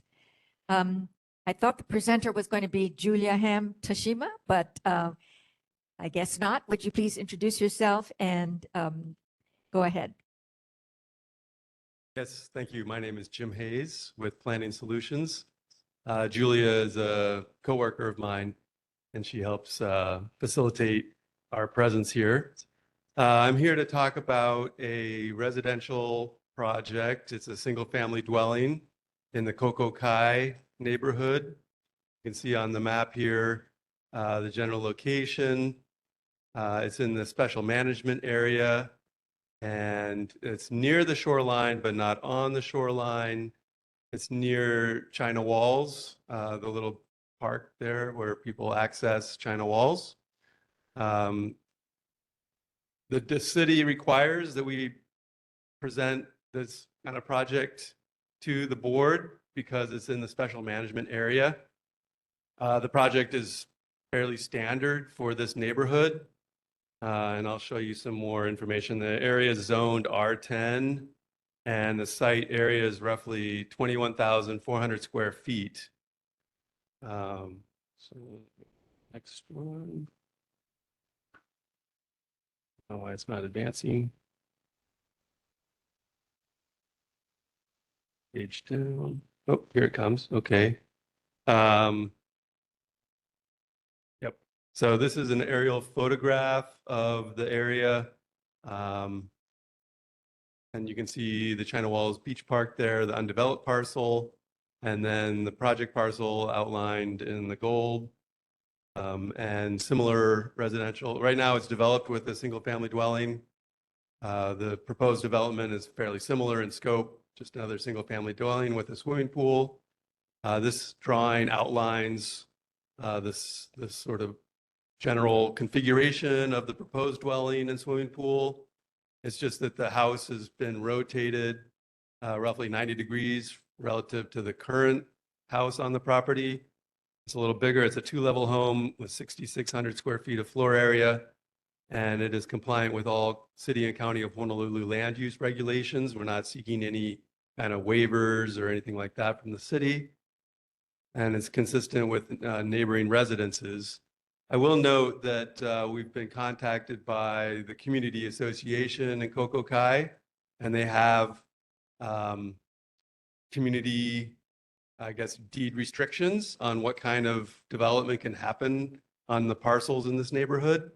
And so we're going to be working with them to address this design to try to get it compliant with their design guidelines as well. And last slide is just a quick rendering of the proposed residence. Again, 2 levels with a swimming pool. And this is not right on the shoreline. There's a residence between this and the shoreline. So there's no concern about shoreline erosion or things of that nature. But that's the end of my presentation. And if anyone has any questions, I can do my best to address them. Thank you. Are there questions for Jim on this particular project? Yes, Paige. Hi, Jim. Thank you. So have you presented these plans to the Triangle Association? I have shared this presentation with them, but we're trying to organize a meeting with them so that we can talk in more detail about. So it hasn't been approved yet? It has not been approved yet, no. Okay. Do you know what that timeline is? I do not yet know, but Don, the man who's like the chair of the design review committee, I've been coordinating with him and we should be meeting with him shortly. Okay. After you get that approval, could you make sure that you come back here and let us know that? If you could, we'd appreciate it. I can inform the board chair. That'd be great. Are you seeking any height variances with this property? It looks like it's very tall compared to the house that's there now. We're not seeking any variances from the city and county land use rules. And like I said, we're going to be talking with the community association about their guidelines to see if we can meet those as well. Okay, so you're not seeking any variances from them either? That remains to be seen. Okay. What kind of variances are you looking to change with the height? What kind of height difference are you looking for between the present house and the new house? Until we've met with them and considered how the architect can modify the design, I really am not prepared to answer that question. Okay, so you don't know. You don't have a plan. We have to consult with them and consider the design and then decide what's the best. So you are looking to change the height on the house from the current house to a new house? Because it changes the aesthetic of the house in back of it. And then that house will be looking directly down on the beach part. Yeah, we've been making assessments of that. The existing residence is 2 levels, but it's a little differently situated on the lot. The proposed house is also 2 levels, but because of the different sort of geometry of where it's located on the lot, it will appear different from across the street. And it'll change the view plane of the houses around it. Potentially. Now, the houses are very spread out. And the streets are pretty wide there, so there's. Yeah, I know it's my district. Yeah. So I know what you're talking about. I know the house well. So that's why I'm asking is if what the difference is in the height between the two houses. I don't know exactly. Oh, okay. And it's still going to be adjusted, most likely. Okay. Thank you so much. I also received an email, Jim, and I guess the association has limits, 15-foot height limit. So I guess when you meet with them, that's something that you'll have to. Oh, yeah, they've already shared Work the up. guidelines with us, and we're going to meet with them. Okay. Yep. Elizabeth, you had a comment? Yeah, I'm just really sorry that you didn't have a chance to meet with them before you came here, because we all have questions now and we all want to look out for other members in our community. So I'm just FYI for the future. I know I'm familiar with some of your homes, but it's a little disappointing to see that you're here and you haven't yet met with them and figured that out. So please do check back with the chair and let us know, Will do. because we are concerned for those residents as well. Thank you. Okay. Any other questions? Yes, go ahead, Natalie. Thank you. Just a request, if sometimes when new homes are put in, the owners put in really bright lights, like the 3000K fluorescents that are very common now in our street lights. And so just a request that if that is done, to use a higher Kelvin, which is a warmer light, 3500 or 4000. That's all I wanted to comment about. Thank you. The exterior lighting of residences is a condition in the special management area permit. So the homeowner will abide by the conditions that are mandated by the city council in that regard. And that typically involves fully shielded lights so that it's not illuminating neighbors or nearby areas. So I think it'll be to the neighborhoods. Okay. Herb? You had to come here to do your presentation. I find it incomplete. So I would assume that this is not going to be the one you go back and say, oh, we met with the neighborhood board. So we'd like to know more, like Elizabeth said, because we got our constituents to look out for also, and our neighborhood organizations that would like to keep the neighborhood the way it is, you know, and pointing, just kind of, everybody's seen it if they drive Kalani Highway. They're putting up a new house, looks like a shopping complex in Ainahaina, and it is ugly. And it blocks even the car views of the nice, you know. So yeah, we want to be a part of it. And I'd like to see more with answers and questions after you meet with the community. Thank you. All right, thank you. Oh, yes, go ahead, Joseph. I'm not sure now's the time. Are you folks also, I believe, involved with the Kalama Valley new development you came presented a month or two ago? Yes. Is it out of line to ask a question regarding that since it's not? Okay.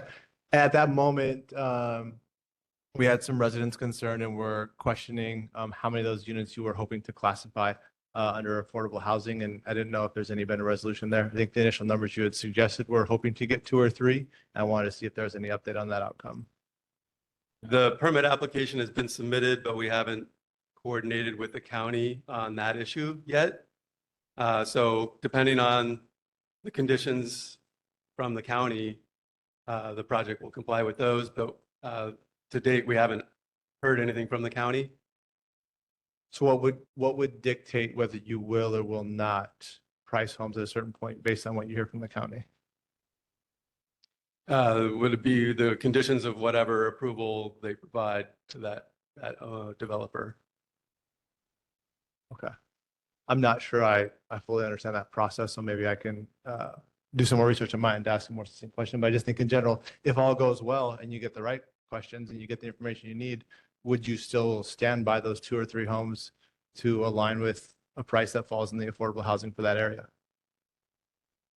I'm not prepared to answer that question. I didn't come for that project, but the developer will comply with the city's requirements. Okay, thank you. All right, thank you very much for coming and sharing that. And yes, if you could do a follow-up at some point after you've met with the Triangle Association. I will let you know. Thank you. All right, our second presentation is Wahipana, a public art project. And our presenters are Ka'ili Trask O'Connell and Marian Kadora from the Mayor's Office of Culture and the Arts. Welcome. Aloha, everyone. My name is Marian Kadora, and I'm with the Mayor's Office of Culture and the Arts.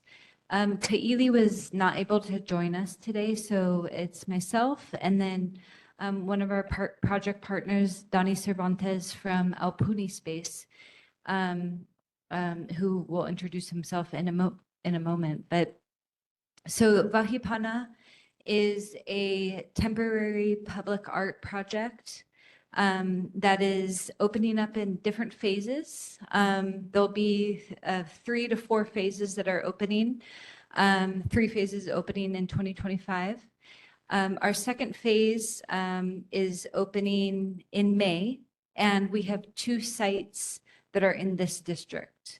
One site is going to be at Hanauma Bay, and then the other site is going to be at Cocoa Crater Botanical Garden. And the concept of this project is it's through a grant program through the Bloomberg Philanthropies. The grant was called Public Art Challenge. And they did a call out to different municipal governments and asked for proposals to create temporary public art projects that connected to social change or social issues. So we presented this, this project called Wahipana that creates opportunities in city spaces for access points through contemporary art to create ways for people to connect more to place, to connect more to mo'olelo and critical histories of those places that often go unknown to many people. So this project is primarily geared towards our local communities. Many of us don't know these stories. So it's an opportunity for all of us to learn the mo'olelo of these various places. And it's also geared towards visitors. So many of the sites that we're working with, for example, Hanauma Bay is a place that is very frequented by tourists. So we're making these different access points throughout Oahu to kind of engage more critically and thoughtfully with places that are frequented.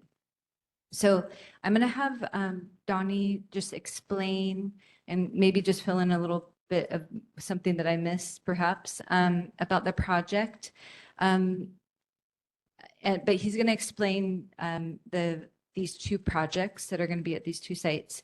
One thing I did want to just mention too is that this is a very collaborative project. So we're working with numerous departments in the city and county of Honolulu, Department of Parks and Rec, Office of Economic Revitalization, including Amy. So it's very collaborative as well as many outside partners. So Oahu Visitors Bureau, Hawaii Contemporary, Pu'uhonua Society, different cultural agencies. And one thing that I just want to, as Donnie kind of explains some of these projects, that we're looking for at each site stakeholders that we can collaborate with and engage with. So as we're kind of explaining this project, we would love to open it up to hear more from you folks about individuals, organizations, businesses that you think may be key as stakeholders for us to make sure that we engage. And then these sites are going to be opening Memorial Day weekend, which is a very busy weekend. So Hanauma Bay, actually I'll start with Cocoa Crater Botanical Garden is going to open in the morning of Saturday, May 24th at 9 a.m. So it would also be great to just hear any kind of concerns that there may be because the parking lot is a little bit small. And then Hanauma Bay is going to be opening at the evening of May 27th. And Donnie will talk about this a little bit more, but we're going to be opening up a special access at Hanauma Bay because normally it's closed on Monday and Tuesday, and invite the community into the grounds of Hanauma for a special screening of the project that we're working on. So I'm going to hand it off to Donnie to give more specifics about the projects. Aloha kako, board chair and members. So this is the second phase of a three-phase project, as Marianne mentioned, and we opened the first phase, which were mostly in town side, one at Fort Tarusi, one at Fort Street Mall, and one around Leahi, so in Triangle Park and Leahi Beach Park and Makale Beach Park. So we are kind of moving around Oahu, and this brings us over to your neck of the woods. So the two different projects that are happening in Mauna Lua, one will be a video presentation about Hanauma Bay, kind of folding in some of the histories. And actually, Elizabeth, I remember you because I came to one of Anne Marie's meetings down over there, and she's been a very gracious consultant for the kind of Mauna Lua area. And she's working with the two artists, Drew Kahuaina Broderick and Swancia Nash, who are working on the Hanauma Bay video. Since that one's a video, we would like it to be kind of shared widely. We're working on different ways of, thank you, thanks. Thank you. We're working with the folks at the park there on how to integrate kind of messaging for the project for the visitors to be able to access it, mainly while they're waiting in line to get in, as well as sharing it on different kind of tourist-focused transportation, whether that be Hawaiian Airlines or Roberts Hawaii. And then the piece at Cocoa Crater Botanical Garden is a physical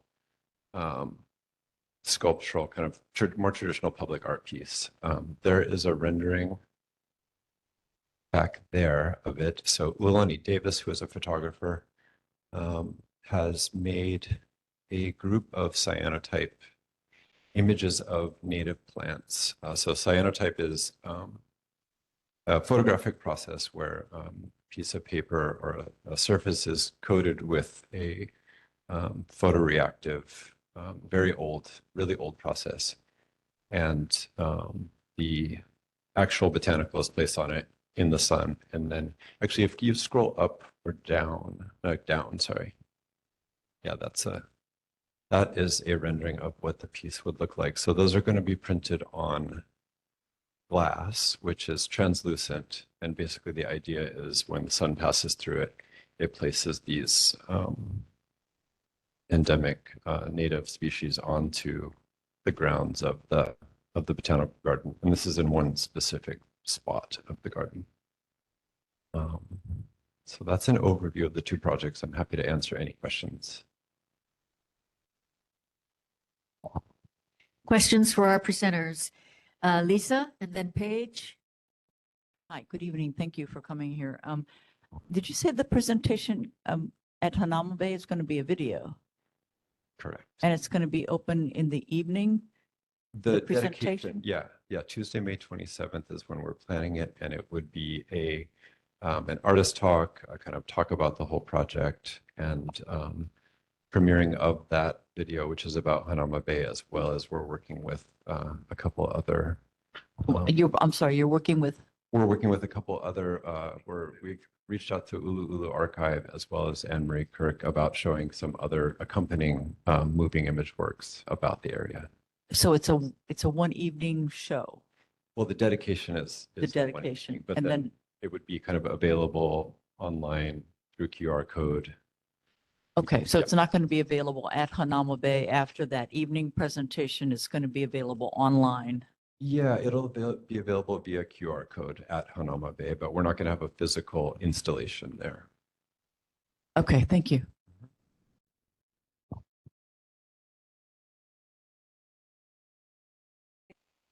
So, couple of questions. How long have you guys been working on these, whatever you're calling them, their phases or art or sculpt, I don't know what they are. Well, how long have you been working on this project? For a couple years, we wrote the. And this is the first time you've come to the neighborhood board to tell us that you're installing stuff at Hanauma Bay, which is the #1 tourist attraction in the state. And you're installing stuff at the botanical gardens and you're doing it in 30 days. And you've been working on this for years. That's my first comment. Yeah. The second thing is have you reached out and spoken with anybody at Friends of Hanauma Bay? Yes, so we're working very closely. Okay, so just a clarification on the video. So I think that was the question that you were asking. There is not going to be any physical structure at Hanauma Bay. So it's more so going to have a digital presence. So it will not change the physical features at all at the park whatsoever. So it's an art that's not going to be at the bay. It's going to have a digital presence. So the idea is that it will be distributed in many different ways. So it will be available online. We're going to be partnering with various organizations to show it. And as well as, if we can get it on tour buses, lots of different ideas are coming out. Have you spoken with anybody at Friends of Hanauma Bay? We're working very closely with parks who have been in But communication. not with Friends of Hanauma Bay. And the reason I ask is because Lisa Bishop. Oh, okay. Lisa Bishop is the president of Friends of Hanauma Bay. Yes. So she's probably a person you should be speaking to regarding this. Okay, we'll definitely get your card. I'm very confused how you're talking about art and then now you're talking about video. Video's not art, it's just video. And the other thing is you're looking to put sculptures in the middle of the botanical garden?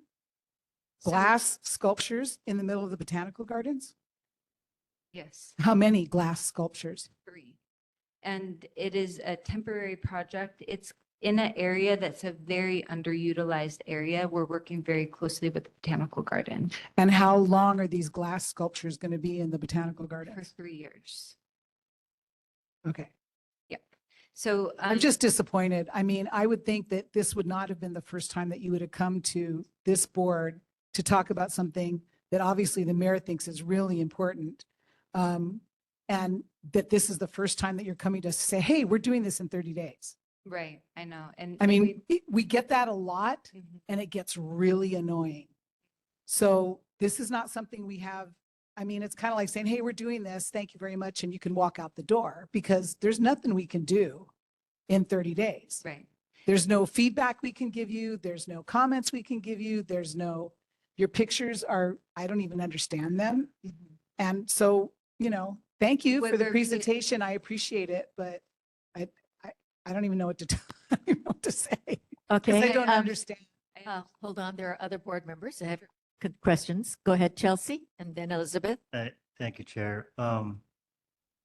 We've been every month dealing with and touching our issues of cost of living and our environment and nature here as it exists. I'm wondering what the budget is for this art. We have Kiko charging us 41 cents per kilowatt hours on peak period and all the other things going on. Do you have a budget, a multi-year budget by any chance? Yeah, so our budget for the entire project is through a grant through Bloomberg Philanthropies. So it's completely sourced through this organization that has created a program called Public Art Challenge, thank you. And so this is an ongoing, they've been running this program for about 10 years.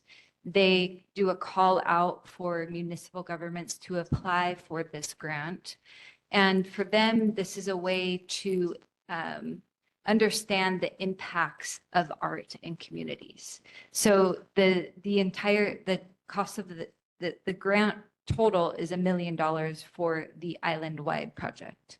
Okay, thank you. Appreciate that. And by the way, that's a Bloomberg Foundation, Yes, Bloomberg Philanthropy. another NGO that gets federal grants, No, this is all privately privately funded. funded Mhm. from Bloomberg. Yes. Yes, and I did want to just go back to your point, and I completely understand and would love to continue talking with both of you. Because it is a grant-funded project, the timelines have been extremely challenging. So like identifying the sites, identifying the artists, working with the researchers, it's been a huge sort of challenge just getting these things to a point that we can present them. So I completely understand with your frustration, but we would love to be able to continue having the conversation. And there is room for, we would love to hear your feedback on it is moving very quickly, but just to have that continued conversation would be really great. And especially with the video, in terms of how it's presented, we would be really, we would look forward to working with you. Elizabeth, go ahead. Do you have any promotional material that you can share with us that we could get out through social media? That would be really great because. Yes, we can send it to Chair and who can distribute it. Okay, thank you. Yes. And just clarification, did you say 3 glass panels that are going to be installed at the Botanical? 3. Read them. All right. Yeah. Greg? Yeah, I do also feel a little uncomfortable with the idea of putting glass and metal sculptures into such a natural setting. That's what the Botanical Garden is all about. It just seems to be a very odd place to put it. It wasn't super clear on your presentation, but I am familiar with that small area that is kind of a lost part of the Botanical Garden. So I guess it's not really, it's not like it's interfering and competing with the natural part of it. But it still just doesn't seem like a logical site for glass and metal sculptures. So how did that come about? I mean, it's not even a very heavily trafficked park, so you're not even going to reach that many people. Or on the other hand, if you do start to reach a lot of people, then that too is just kind of detrimental to the whole feel of the Botanical Garden.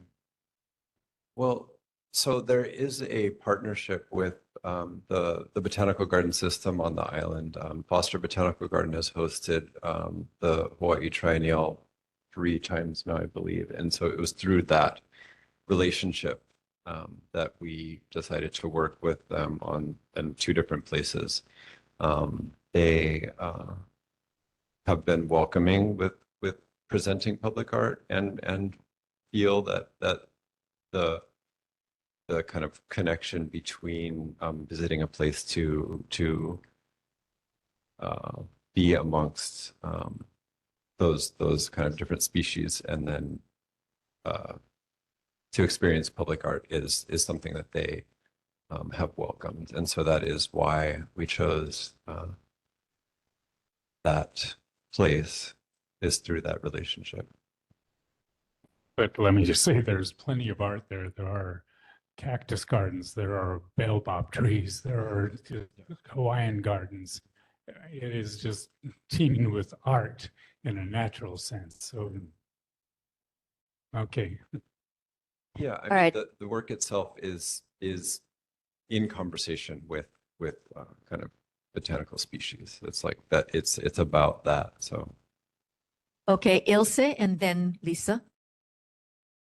So how were the artists chosen, the works of art? Was there a competition? Was it open to anybody? How did it, was that particular type of art chosen? It was chosen through, Mary and I are both curators and of the project, and we worked with our cultural advisory committee, which is a group of people that are kind of in community, in culture, in Native Hawaiian culture specifically, to kind of work through that selection process.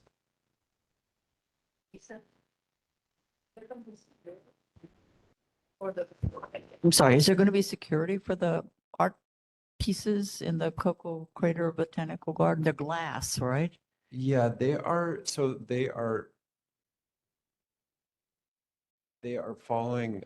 So in Leahi, in around there, they're a specific kind of structure and form that we worked on with city parks to kind of be within all of their parameters. So we followed that same kind of structural form for these. There does not need to be security. So in Triangle Park, the ones that are in town, they're in public spaces. They're installed in public spaces. So the fact that Cocoa Crater Botanical Garden is closed at night, it does kind of give that level of security. So they're not easily broken, is what you're saying. They're not Incorrect, yeah. easily Yeah, they were subjected completely to structurally vandalism. engineered, yeah, Okay. to withstand that, yeah.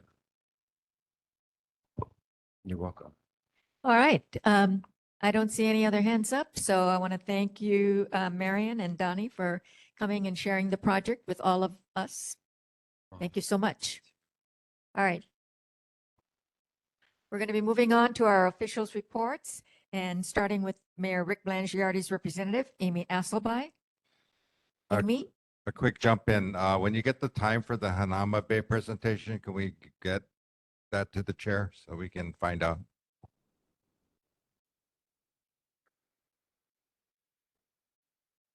Go ahead, Amy. Okay, thank you, Chair Mayor. As you noted, since I am online this month, I dropped a couple things in the chat. But the first one was just as mentioned by Iris earlier, the city's Department of Emergency Management has launched a new emergency alert system. And if you, it's called HNL Alert. And if you go online, so I'm going to the wrong page now. You can get alerts about severe weather, emergency information, road closures, ocean conditions, water main breaks, and more. So while it doesn't have everything on it, as I think someone else mentioned, they are trying to consolidate everything in the city on this one app, and it is brand new. It was just launched on April 1. So if you were using HNL Info before, which I know I had that app, this is the new one. And the easiest way to start getting the most urgent alerts is to text 888-777 and input HNL Alert. And you will automatically be registered to receive urgent alerts. If you go to the website, hnlalert.gov, you can pick what you want to be alerted about. So it's more refined if you take that route. And then the second thing I noted for individuals who are interested in kind of being more prepared or community leaders in terms of emergency response, the Department of Emergency Management has what they call CERT training, Community Emergency Response Team training, and it's a 3-day course, and you get a certification for completing it. I noticed the registrations for upcoming courses are starting in June, again, June, August, September, and October, each have a 3-month course. So that's another opportunity for people who are really interested in being and helping the community be more prepared, for the types of disasters that we face here. But additionally, I will already add that to the list of things that I'll follow up on for next week. I do know since HECO has announced that they will be, potentially turning off power in the event of a wildfire. There have been multiple coordination meetings with first responders and others who would be impacted. As a few people mentioned, what happens to our kupuna who can't get out of their homes on their own, what happens to disabled individuals that would need help. And so all of those things are being discussed. I don't know if they've been resolved, but I do know my fellow colleagues in the city have been working on that with HECO. So we'll see what we can get back for next month's report on that for you. I'm pretty sure it's been noted that the neighborhood board elections are underway. And if you want to vote, I believe you need to call the neighborhood commission office, right? For the folks from the neighborhood commission that are there, you can't just go online and vote. You do need a passcode to do so. And also, for everyone's awareness, the mayor is doing another round of town halls. So the mayor and all of the cabinet members, including myself, are participating in 7 town halls this spring and summer. And the one in East Oahu is on June 5th, and it will be at Kalani High School at 7 p.m. in the cafeteria. So look forward to seeing, hopefully, many of you then. And in terms of my responses for some of the questions that were asked, I don't have all of the responses yet. There's still an outstanding response on the ambulance service in Hawai'i. Hopefully I'll get something back next month. So a question was asked about fireworks concerns. What is HFD doing? So their response is as follows. The Honolulu Fire Department advocates for a complete ban on fireworks, including firecrackers. Despite this, the fire code of the city and county of Honolulu still allows the burning of firecrackers only. Fireworks and novelty items intended for entertainment purposes are prohibited. Any observed ignition of fireworks, excluding firecrackers, shall be reported to the Honolulu Police Department for enforcement. The HFD will continue to conduct public outreach programs to educate the public on the dangers of illegal fireworks through our public service announcements, social media, and the annual Firefighter Safety Guide. We do share the community's concerns regarding the welfare of our communities. The HFD is ready to respond to fireworks-related emergencies and is committed to working with other agencies and stakeholders to protect life and property. So I hope that's helpful.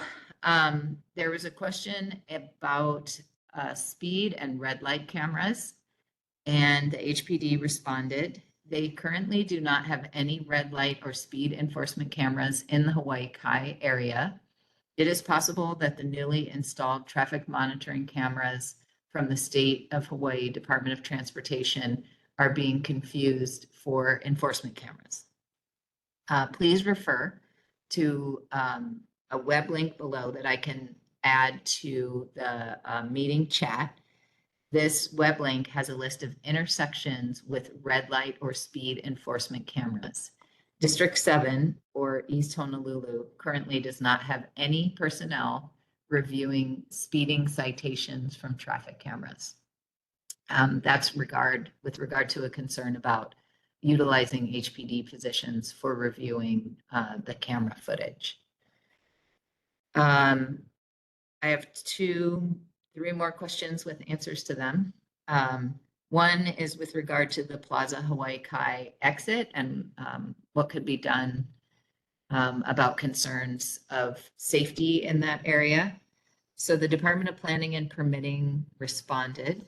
They said this driveway onto Kalanianaole Highway is under the jurisdiction of the State of Hawaii Department of Transportation and not the city's Department of Planning and Permitting. Please refer this question to that department. So hopefully that's helpful also. Another question was about the mayor's position on Bill 60 regarding the increase in sewer fees. So Since the bill was proposed by the city, as you can imagine, the mayor is supportive.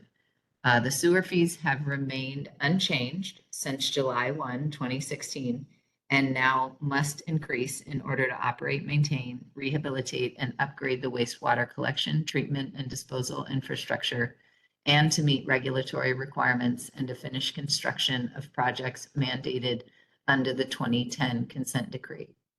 The city administration submitted Bill 60 with proposed sewer fee increases over the next 10 years and is now working with the city council to optimize the sewer fee increase package. So there were discussions today during the budget committee, and I saw a few people there. So thank you for your ongoing input on that important piece of legislation.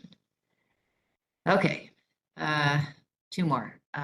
Cocoa Crater, what's happening with the stables there was another question. So while they're still working and making plans for the additional improvement options, there was a question about the parking lot in the area where both Cocoa Crater Stables and the Botanical Gardens are. So DPR responded that they are in the very initial phases of a planning and design capital improvement project that would entail providing direct access into the stables from Kokonani Avenue.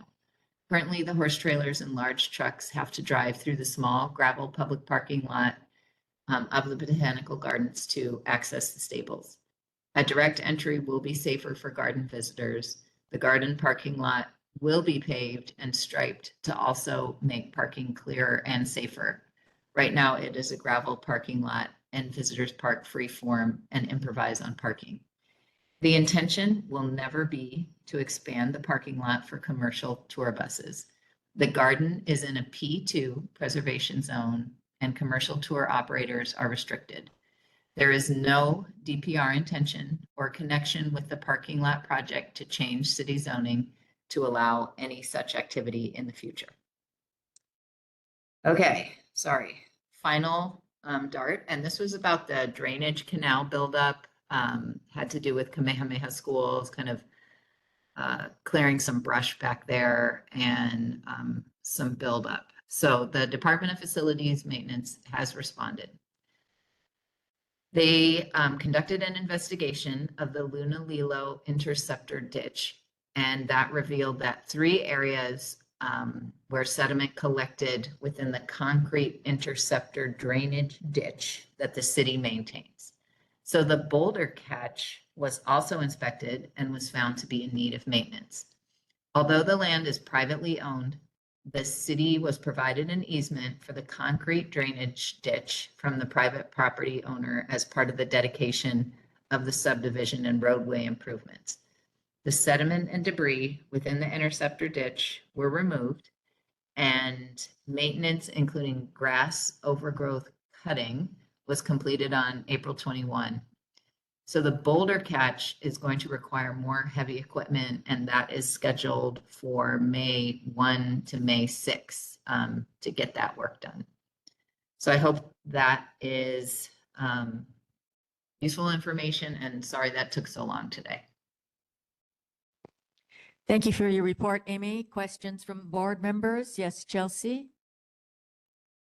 Thank you so much, Amy, for thorough responses to all the questions. I just had a couple of quick questions that if I can get some information back from your office. The first is on the sewer fee. As Tommy Waters was proposing applying the unspent city funds from the vacancies, may we be able to find out what that vacancy shortfall is, which translates to obviously excess funds? Because it would seem to me that if those vacancies have gone unfilled for years, then the city clearly either not able to put that workforce into place for use, or they just simply don't need it because they've been doing without it And so it would seem to me that once we figure out what that delta is and then we can, and then only after that can we figure out the raising of the sewer fee. Because otherwise, we continue to fund something that doesn't need to be funded, and then we still pay an increased sewer fee. So if we can get that information back, I really appreciate it. Second is with this art project. And you always have this sense, and so Bloomberg, yes, this art project is privately funded, but it's based on that $1 million is supposed to be a catalyst and has a private-public partnership where municipal governments like our city, county are expected to match it, which means that if it was $1 million grant, then it would be $2 million in total cost. And the other half will come from the city. And so if we can get some information on what was the cost to the city in response to the Bloomberg's grant of $1 million. Thank you. I don't believe there was a matching requirement from Bloomberg for the art projects. And they are temporary art projects. It's over the next 3 years. Right. So if So that, if they are to continue, the mayor's office on culture and arts, I believe, was there. Are they gone? They've left. yeah. Yeah, they so left. if they are going to continue or do anything further, then they would need to raise money, but they are not required to provide any matching funds for that grant. And so you can confirm that no municipal budget had any support to the art project. No, the mayor's office on culture and arts is working on it, so they definitely are using, staff time and support for that. Yeah, we're just curious So if you about want to call it what income. that actual amount is. I don't That's think all. they have a documented amount because there was no requirement for it. All right, Greg, and then Paige. Yeah, Amy, you just mentioned sort of in passing that another project at the Botanical Garden to pave the parking lot. Now, down at Sandy's, we have almost unusable parking area that is nicely delineated by boulders, but it has so many rocky surfaces, and also by the Allen Davis wall, you can barely get into that parking area too. So I'm not sure why we would need to put resources into paving the Botanical Garden parking lot. And again, hard surface in an area that is much more of a natural setting. But there's also just a real need to improve the parking situation down at Sandy's and Babamalu. And also, again, just another major project that evidently no one felt like they needed to come to the board and tell us that this was going to happen in a major park in our area. Paige. Hi, Amy. Thank you for your report and thank you for your answers about, I guess, a couple things I asked about, but I don't remember all of them. I do have a couple things. First of all, this art project, again, I'm feeling very blindsided, and I'm getting real sick and tired of feeling blindsided by KSBE, by now the mayor's office. Obviously they've been working on this project, and the mayor's been thinking about this project for years and has neglected to let us know. I mean, to even come to us and just say, hey, we're thinking about doing this. Do you have any input? That would have been, the courteous thing to do. So that's the first thing. The second thing is, the first or second sentence that you read regarding the fireworks, had it any observed lighting? What was that sentence in that about the fireworks?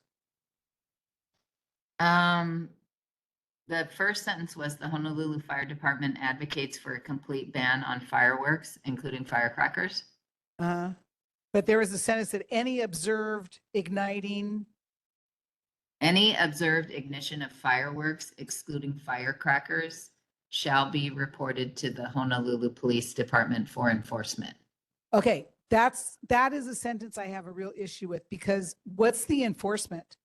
We had numerous people come here in the January meeting and say, I called 911. I was one of them. Called 911. I asked the police to come out. My neighbor was blowing stuff up all night long. I have video of these people blowing this stuff up.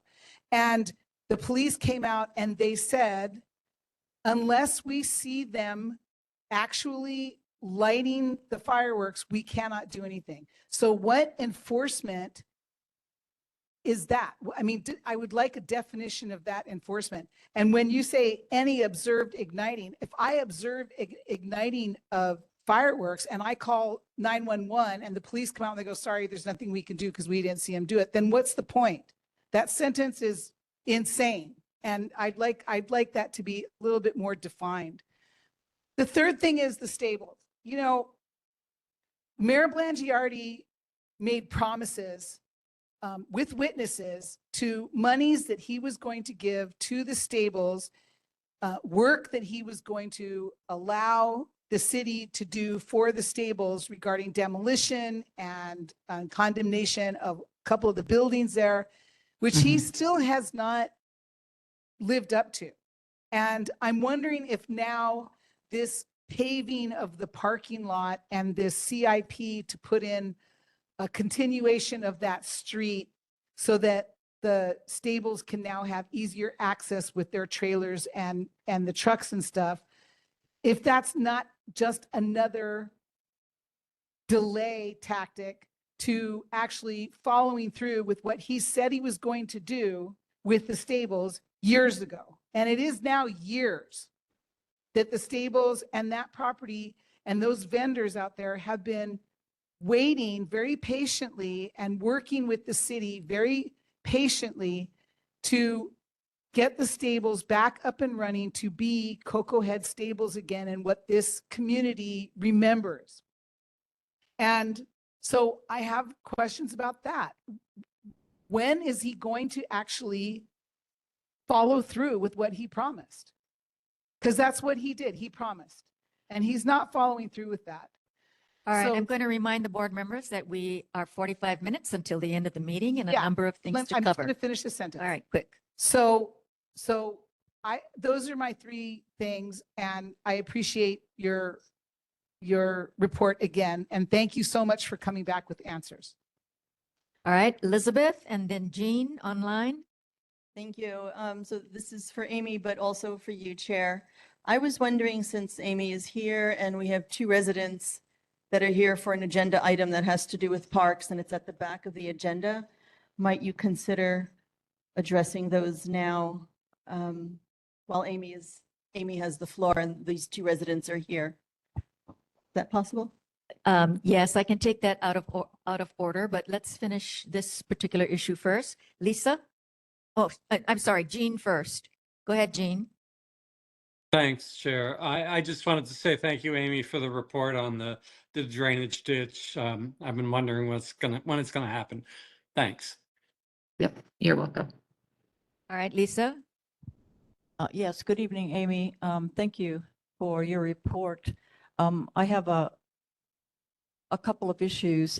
First of all, I wanted to pass on our deep gratitude to Lynette Liu at Hanauma Bay Nature Preserve for allowing us to host just about 95 people from Cocoa Head District Park, District School to the April 19th Aloha in Action Kaiser High School Complex community event.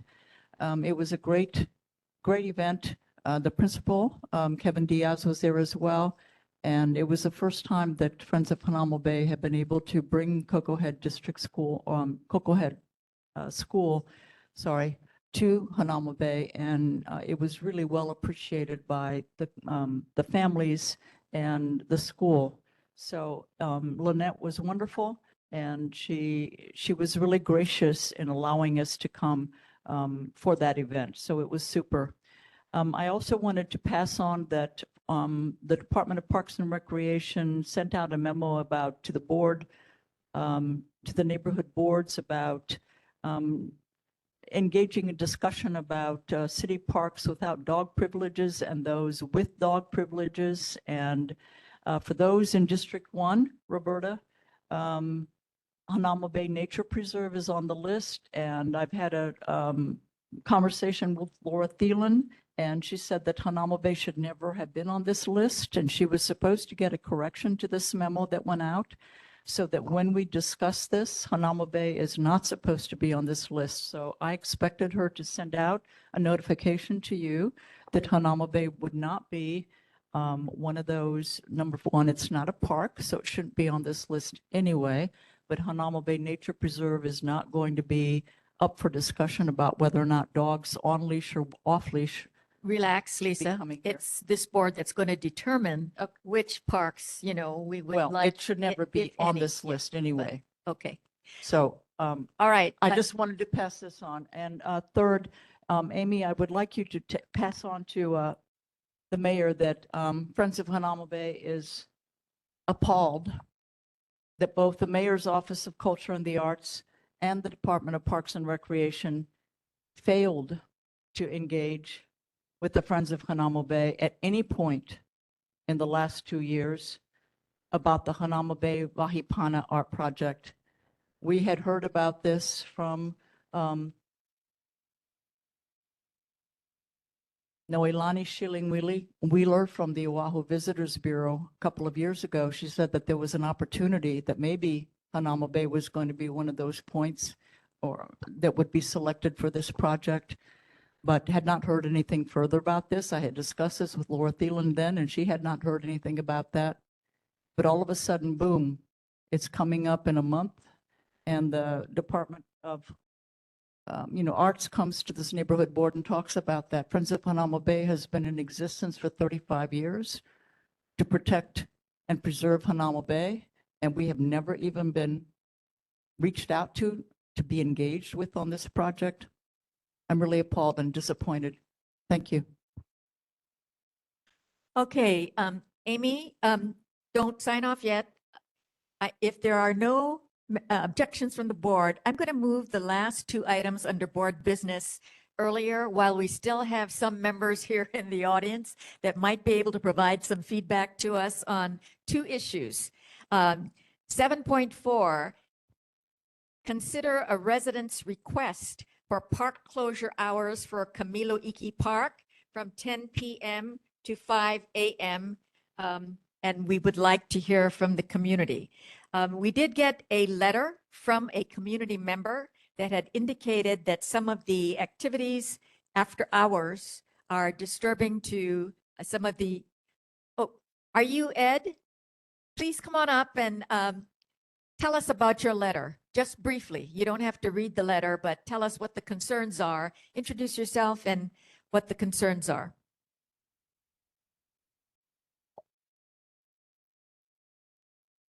Aloha board members and the community. Thank you very much for having me and allowing me to discuss some of the concerns. I'm just going to read my draft. The letter I sent you, I think, was kind of informal, so bear with me. I'm writing this letter about safety issues as a concerned resident living near Camilo Iki Elementary School and Camilo Iki Community Park. We live in an earshot away and directly within sight of the community park and the upper portion near its Camilo Iki Elementary School. Safety being the highest priority for numerous neighborhood children and citizens, we're gravely concerned about the suspicious overnight activities which we observe quite regularly and seems to be happening more often. We noticed loitering during the early morning, overnight hours by people behind the building with visitors that come and go for a brief moment.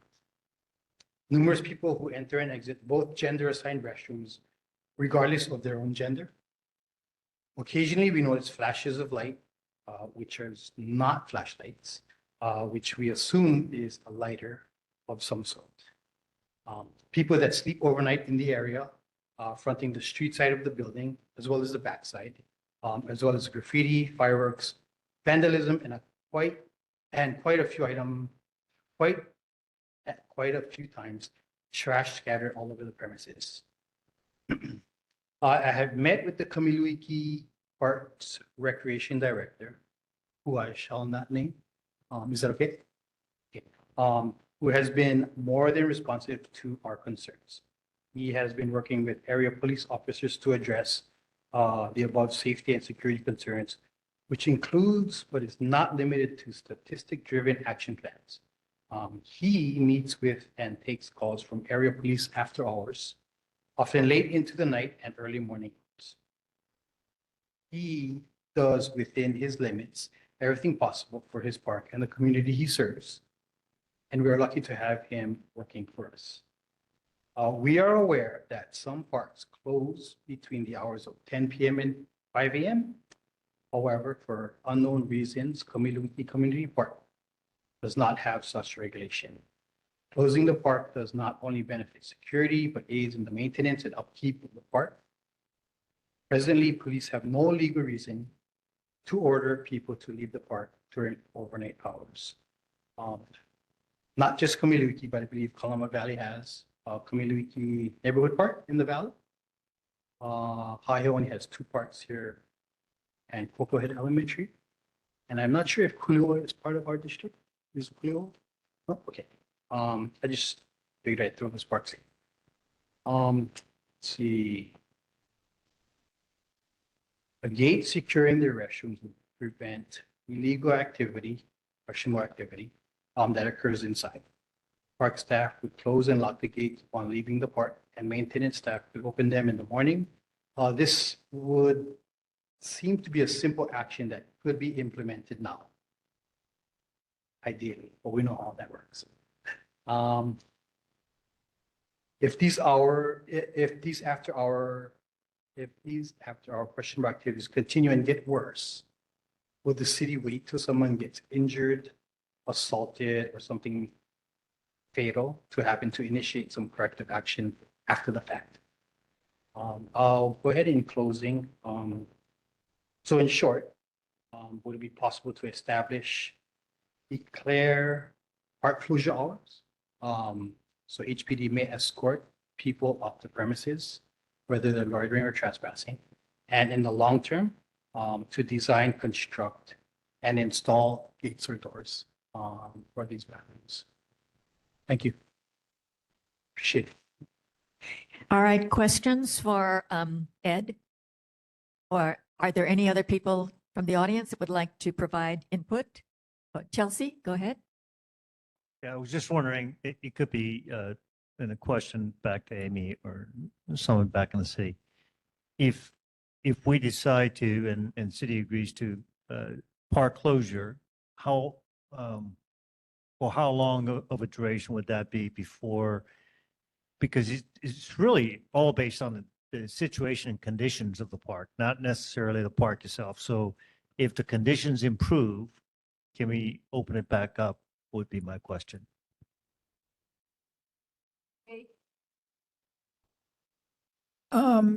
So for Kamiluiki, I mean, you mentioned all the parks in Hawaii Kai. So you're looking for a complete close down of all the parks in Hawaii Kai?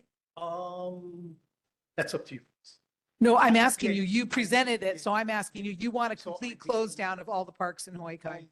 Primarily Kamiluiki, but I'm sure if things happen, it's not just in Hawaii Kai. I'm sure it happens all over the island. So I think if there's some sort of progress, it could be expanded to other parks. Okay, so you're looking for a complete shutdown of all parks in Hawaii Kai. That's not for me, I think. But you're making the presentation, so that's why I'm asking you. Okay, so for when you're talking about Kamiluiki Park, you're talking about everything from the school all the way down to Lunalila Home Road and from Hawaii Kai Drive all the way back to past the parking lot. You're talking about that whole huge space. You want everything shut down. Yeah, from what my understanding, what the park director said is HPD does not have the authority to escort people off the property simply because there are no declared. Yeah, there has to be a sign. We know that unless they have a fishing pole and then they can be there all night. Okay, so, Sorry. Regarding to, it was a sergeant or lieutenant earlier at HPD. He didn't have any documentation, but the director is in contact with a patrol officer who can provide documentation and reports regarding some of the activity that was previously. so how many reports have there been of illegal activity at the park? Draw it up and present it to you folks.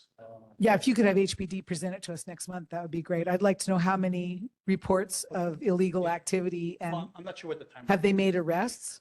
That I'm not sure. Okay, thank you. Herb? I find it interesting that I drive that park all the hours of the night and stuff. I mean, that area. And I haven't seen, are you talking homeless people? Are you talking high school kids? You talking about, what are you talking about? Because most of our park closures have to do with houseless people making that their house. But I haven't seen anything to do that. And then my main thing is call 911. If they say they can't do anything, call for their supervisor or their lieutenant, because they shouldn't be in a park at those kind of hours making noise or peeing or doing whatever it is. They don't need to have a permission to ask them to leave. Okay, but that response from the police department is normal. They can't get them unless you put a sign up. But here we are talking about this before we go to the next issue, which is we want people to have the access to walk their dogs at all hours of the day and night, maybe. Okay, so, but anyway, my suggestion is call 911, keep working with the police department. I'm not into park closures myself unless there is a really drawn up issue. Thank you. Again, so ultimately, what we don't want to happen is some sort of assault to happen or someone gets, whether it's trauma or sexual, someone gets hurt. That's our main concern for children, teenagers, senior citizens, right? I don't want that to happen to anyone. Ed, clarification, please.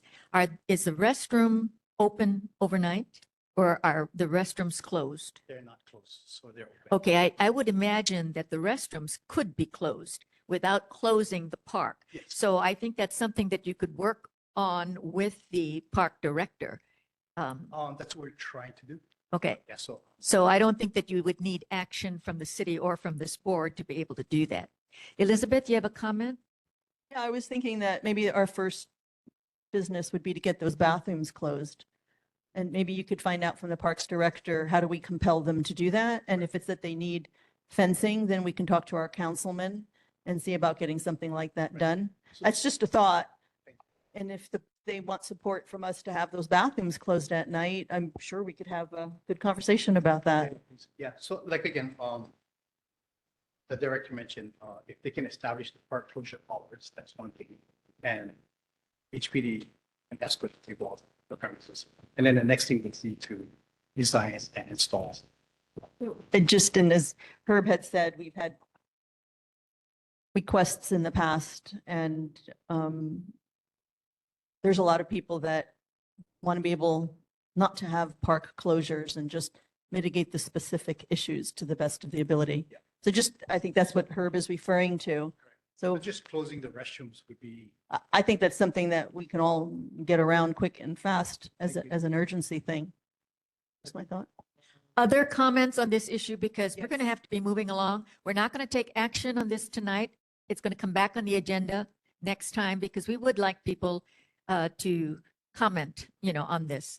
Holly? Very quickly, I just want to lend to support to what you're saying. I have had people ask me, Holly, can you as a board member bring up this issue because they live right across from those bathrooms and say that there are people there that are screaming and fighting during the nighttime.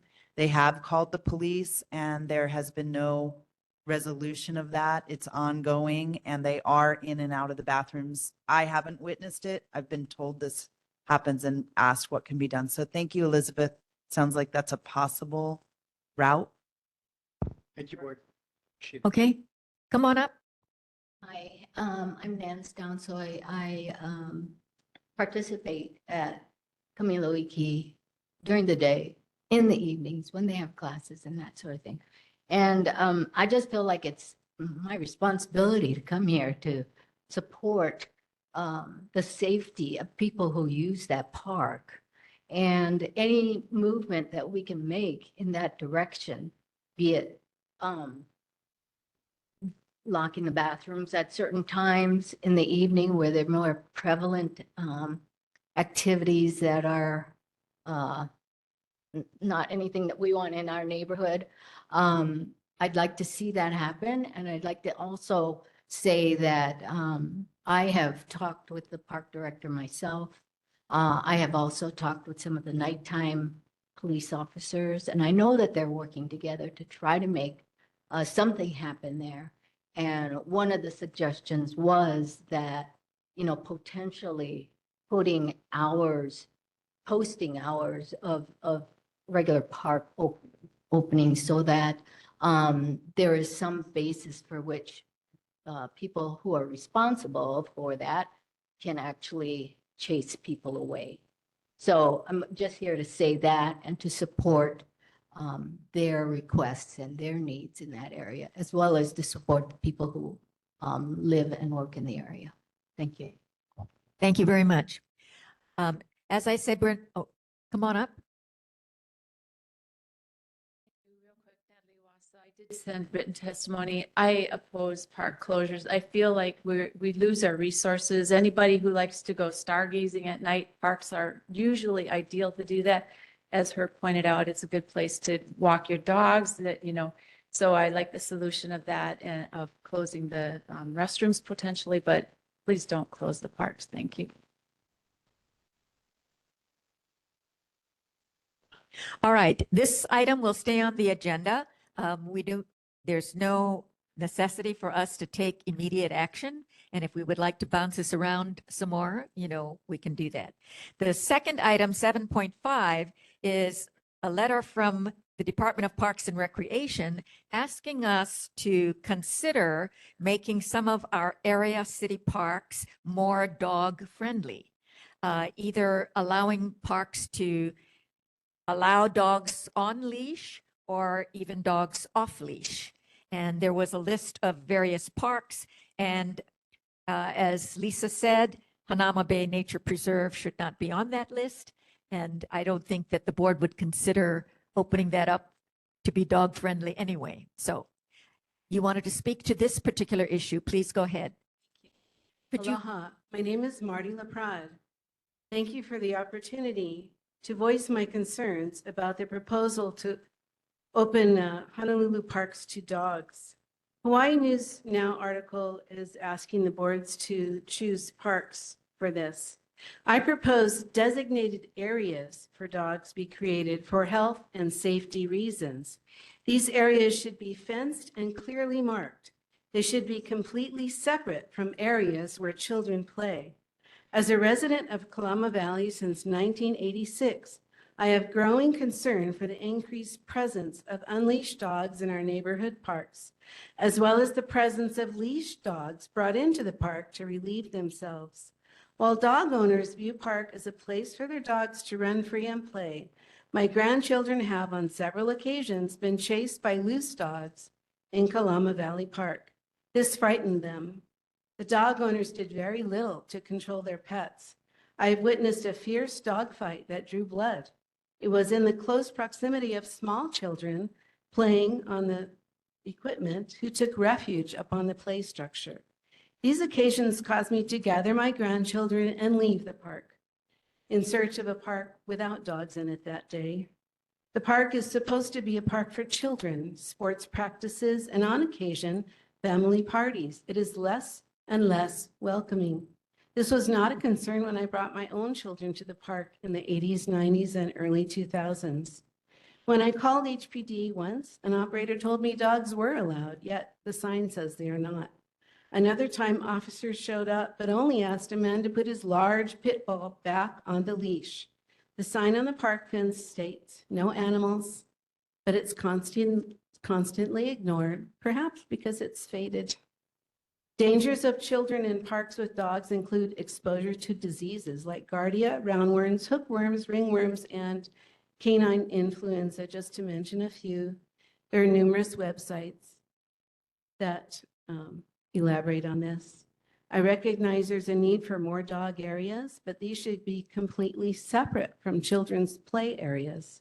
Frankly, what child should have to play in the grass where not long before an animal left urine or other waste? It is not considerate for dog owners to treat our children's parks in such a manner. If there is a high demand for more dog parks, please post clear signs, separate dog areas from children's play areas and sports team practice areas, and enforce the rules with a ticket. Thank you. Thank you, Marty. Questions? Paige? Thank you, Marty. You bring up a lot of really good points. What you're suggesting is actually dog parks. That's what you're suggesting. Well, I am trying to, I'm probably in the third that doesn't have a dog, although I used to. But I never did walk them in a park where kids But play. what you're suggesting is you're talking about an enclosed. I'm area trying to where only dogs compromise, with- you Yeah, know, that's if called- they're gonna put it in my community park or in park where I evacuate to find a park without dogs, separate a section of it. So the dogs have to be in that section and the kids don't have to play in the part where the dogs go, and then let's enforce it because That's called a dog park. no, the rest of the park is not a dog park. I disagree with you. So you're not suggesting dog parks? I'm suggesting separate dog parks, different what lands. I'm That saying. would be That's what I'm wonderful. That's But no, if you're going to go to Kalama Valley Park or some other neighborhood park and you're going to insist that that turns into a dog park, don't do it. Separate a ma'am, section. that's not what I said. Well, that's the way it sounded like. Well, to that's me. not what I said, and you haven't let me finish. So if you could just, okay? All right, let's, What I said is it sounds like you're suggesting that we make dog parks, not that we make these parks dog parks. If you make separate dog parks Okay, on that- different pieces of land, that is best. Okay, I'm sorry. Okay. So the other thing I want to say is, yeah, I agree with you. This wasn't an issue when I was a kid growing up. People Yeah. didn't take their dogs into Walmart and into restaurants and put them on counters and carry them in the supermarket. We live in a different society. I also have seen dogs at every single one of these parks, on leash, off leash, mornings, nights, at all hours of the day and night, and I never see a police officer doing or saying anything about it. So- I call them excuse numerous me, times. Excuse me. Yeah. So, I'm not exactly sure why the shooting range is on here, but I don't know that we need another dog park in Hawaii Kai. That's just my feeling. And I would like to know if they are going to make parks that like they have now, which are supposedly have no dog privileges on leash or off leash. What is the enforcement? If there's no enforcement and they say, no, none of these parks can have dogs. If there's no enforcement, it doesn't matter what laws they make. Doesn't matter what they say, people are still going to do what people are going to do. So maybe my question is what would be the enforcement if they do make separate areas in these parks or at any park or whatever for dog parks? That's just my question. All right, for members of the audience, the letter includes 2 parks in the Hawaii Kai area that currently are, quote, dog friendly. Sandy Beach Park allows dogs on leash, and the Elaine Dobashi Hawaii Kai Dog Park allows dogs off leash. There are a number of other parks in the area that do not state one way or the other whether dogs are allowed or not. And so the request by DPP or DPNR is that we consider making other parks dog friendly. We are not required to. Roberta, actually, and this is going to be on the agenda for the next meeting as well, in case people want to speak to this issue. Actually, as a correction, some of these parks do have signs that say no animals. They don't say no dogs, but Okay, some of them do have you're signs that correct. say no animals. It does say that these are area city parks without dog privileges. Okay, so currently there are only 2 parks in our area that are dog friendly. So this is to think about. And there is a list of various parks in the area. So think about this and we can talk about it further at our next meeting. And if there are people from our community that would like to weigh in on this issue, we'd like to hear from you. Yes, Ilse?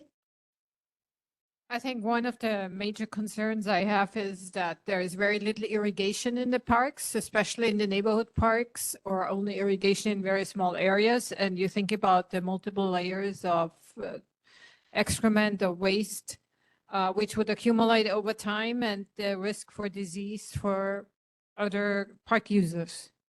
So I know in other parts of the country, they have designated areas for dogs in the park. For example, in Arizona, where it's very dry, and they put certain surface material so it is safe, or maybe they irrigate, I don't know what they do. But I think this should be considered by the city before they make a full park with no irrigation or hardly any irrigation available to all dogs. I was just going to ask if Marty would share her, what you shared with us with Chair Mayor. Thank you. Could you just send me your comments by email and then I'll share it with the board? Okay. Okay, thank you. All right, we're going to go back to our regular agenda and City Council Chair Tommy Waters' office. I see Adam Dew online. Adam, are you still there? Yes. Go ahead. Hi, Chair and members of the board. Could you speak up a little more? We can barely hear you. Yeah, can you hear me now? So sorry about that. I'm gonna try and unplug myself. How about now? Yes, go ahead. Okay, thank you. Our newsletter was emailed out to the board and can also be found on the City Council's website. Today, the City Council held a special budget meeting, and I wanted to highlight a few updates that may be of interest to the board. Several important District 4 budget items are moving forward, including funding for the Cocoa Head Shooting Complex improvements, Cocoa Head District Park gym improvement. Adam, Yes. hold on. We're having problems understanding you. It's not clear. I mean, it doesn't, your voice doesn't seem to be coming across fluidly. I'm so sorry about that.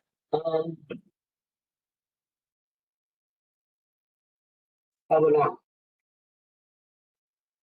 So far, so good. Go ahead and try it. Okay, so these budget items were the Cocoa Head Shooting Complex, Cocoa Head District Park Gym, Honolulu Bay Canoe Palau improvements, and sand restoration were right in front of that halau, as well as the Cocoa Head riding stables. Our Waters increased the funding for the stables actually from 250,000 to 350,000. I did want to speak a little on Bill 60, which scales back the administration's proposed 100% fee hike, sewer fee hike, which passed second reading. While much of Hawai'i is on American waters, this remains an important environmental issue for us all. Chair Waters is pushing for a creative one-time infusion using chronically vacant positions and unspent funds to help support these sewer improvements critical to environmental protection. Chair Waters continues to advocate for working families from the $350 real property tax credit that he had passed 2 years ago, and increasing eligibility for homeowner exemptions, increasing the income cap for real property tax relief. It used to be homeowners who made less than $60,000 in annual income would see their property tax capped at 3% of their income. Water successfully raised that to $80,000, and now the City Council is looking to increase that eligibility even once more. Also, Bill 24, the update to the primary urban core development plan, passed at April's full council earlier this month. Our water spot to ensure East Honolulu is protected from overdevelopment, particularly. Yes, Adam, we're having a really hard time understanding what you're saying. I'm One so of the sorry. things that I heard was that the budget for the Cocoa Crater Stables was going to be increased from 250,000 to 350,000. Correct. And I did not quite understand what you said about the sewer increase. And Yes, so council's proposal did pass second reading. It does have one more reading. Lastly, that I just wanted to report is we are helping facilitate a MOU between DTS and the Hawaiian Humane Society to address the feral cats at the Hawaii Kai Park and Ride. I hope DTS can present that at your next board meeting. And for the Camilo Iki Park closure hours, on the park's website, there are park closure hours already for the park. If it's a matter of putting up signs, maybe that's something that Director Asselbay and myself can work on. I think closing of the bathroom gates or the bathroom is a good idea. I'm unsure if the bathrooms have gates. If they don't, it's kind of late in the budget, but maybe we can get that in to the budget to install bathroom gates for that bathroom as well. okay, so you said that there are already closure hours for Camilo Iki Community Park? On DPR's park website, I see it there. Okay, so Edgar, he is indicating that on the DPR website, it says that Camilo Iki Park already has closure hours. So if it's a matter of posting additional signs, then Adam is willing to work with the mayor's representative to see if maybe that can be done soon.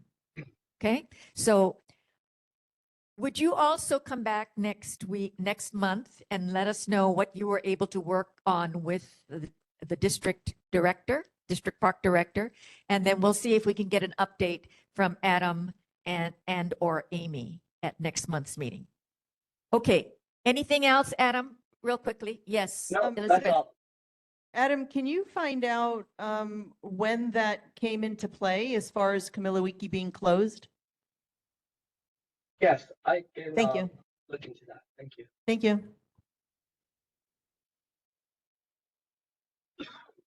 Anything else, Adam? And could I ask that you send me some bullet points of your presentation by email, and then I'll get that out to the board members because we really had a difficult time understanding everything that you said.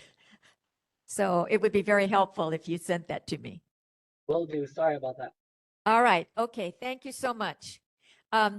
Governor Josh Green's representative, Cameron Black, board members, this is our new representative from the governor's office. Thank you, Chair. Good evening, members. Cameron Black from the Hawaii State Energy Office. I oversee our workforce development and community engagement branch in the Energy Office. As Mike said a while ago, we are connected to DBED, and I appreciate the opportunity to help strengthen the connection between this board and the governor's office. On a personal note, we live in Kuli'o. My kids go to Aina, so I really appreciate the work that this board does. The diligent community members, our public servants, and our first responders to really help protect this community. So thank you. It's been a very informative meeting so far. So I appreciate, I mean, even the last discussion about the dogs and where they should go and not go is quite fascinating because we frequent Kuli'o Beach Park quite a bit, and there's a lot of kids and dogs there as well. Thank you very much for your time. But I look forward again to working with you, Chair. If it's okay with you, we can look into the steel plates at the boat ramp that seems to be under state jurisdiction. It sounds like the plaza intersection is also under state jurisdiction. So those could be two things we could take back if you'd like. It would be greatly appreciated. Thank you. Thank you. Just a few really quick highlights. Recently, our office published a new consumer resources webpage to help residents and businesses make informed decisions about energy use, efficiency, and savings. I can provide that link and URL to you if you'd like for the minutes, Chair. Very moot point, but tomorrow there is a career expo at the Blaisdell Center. So anyway, for anybody looking out there or out there looking for a job, Blaisdell tomorrow is a good place to go. March 1st, Department of Ag launched Akamai Arrival, which digitized that form that we all fill out coming home from the mainland. So there's just a pilot project to digitize, again, that form to fill it out, whether you're bringing in fruits or plants and animals. You may have seen DBED and Maui County released a Maui Economic Recovery Report identifying career pathways and priorities for the Lahaina rebuild. If you're curious for more information on what they're doing over there and their priorities, you can check that out online. That's also from the governor's website. And finally, in an area that I am more familiar with, energy, taking a look at the last minutes from your last couple meetings, obviously offshore wind came up. I was here at the hearing, or board member was it September? So I definitely heard a lot of concerns and straight opposition to the proposal back then. That's all those discussions have been stopped with the current administration, and we do not expect them to continue anytime soon. Just to give you folks an update on where that stands. Another note that I saw was about the securitization of Hawaiian Electric and some discussion on that. I'm not versed or prepared to really talk about that. I can say that there is a bill with the state legislature, and I know a lot of you do follow what's going on over there. Senate Bill 897 that is still alive. That does give, at least in the last version, the PUC authority to set up some sort of program to allow for securitization to the utility. So again, if you are interested in seeing what that bill is all about, again, it's in conference, and as we were discussing, we don't know what's going to happen from that, but there is still active legislation regarding that matter. Finally, you may have seen Governor Green pass Executive Order 2501 in January, which is seeking to really push our renewable energy adoption. It sets even more lofty goals for Maui and Hawaii County, and it sets in place things like streamlining the permitting for rooftop solar, looking to give benefits for those communities who are hosting utility scale projects, and other things that we hope will accelerate the adoption of renewable energy here in Hawaii. So those are some of the updates, and I really look forward to, again, working with this board, and I appreciate what you folks do. So thank you. Thank you very much, Cameron. Go ahead, Elizabeth. Thank you. So glad that you're here.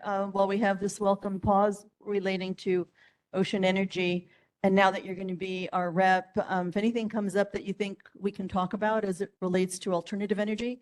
So if in the future wind energy starts gearing up again, we might already have had a different area of interest that the state could wrap their head around, or we can support. That was one. And then the other one is you may hear at some point in time about this board took a position to not make any changes to the name of the Ka'ivi State Scenic Shoreline. And I'm mentioning it because I was one of the people who had the pleasure of being with the governor out on the Ka'ivi coast for a celebration of something. And there's some movement to maybe change the name to Ka'ivi State Park. Big difference for us. So this board took a position, and when it goes before the land board, we'll be bringing forth representation on behalf of the community to keep it as State Scenic Shoreline. So I'm sharing that with you. We can connect up on it if you want to know more of the backstory. I just don't want to create any confusion around when the governor did come out and we had a really great time with him on the Ka'ivi coast. Thank you. Thank you. Yes, Chelsea? Hello, Cameron. Yeah, glad to meet you. Is the Kalaeloa power plant under the state purview or city and county? There's a couple power plants out in Kalaeloa. That's shuttered and mothballed. The coal fire. Oh yeah, that one's it's more than mothballed. It's gone. Is it gone completely? Yeah. I think they've removed all of those. It was under the purview of the PUC. It was privately owned, and they sold their electricity to Hawaiian Electric. But yeah, that's gone now. Okay. Thank you. Yeah. All right, Cameron, thank you so much. We can connect after, but we do have an opportunity. We've talked about, energy planning on regional levels, including out here, and there's an opportunity through our office. We have a open application through July seeking to partner with community organizations to do strategic energy planning and those kind of things. So I have a flyer for you folks as I pass to the chair. So thank you all. Thank you. We're looking forward to seeing you at all of our meetings. All right, we're going to be moving on as quickly as we can. We're running out of time. I'm going to be putting a couple of board business items aside, and we're only going to consider the letter later. But first of all, any other officials still hanging on that are still with us? Senator Stanley Chang's office? Anybody?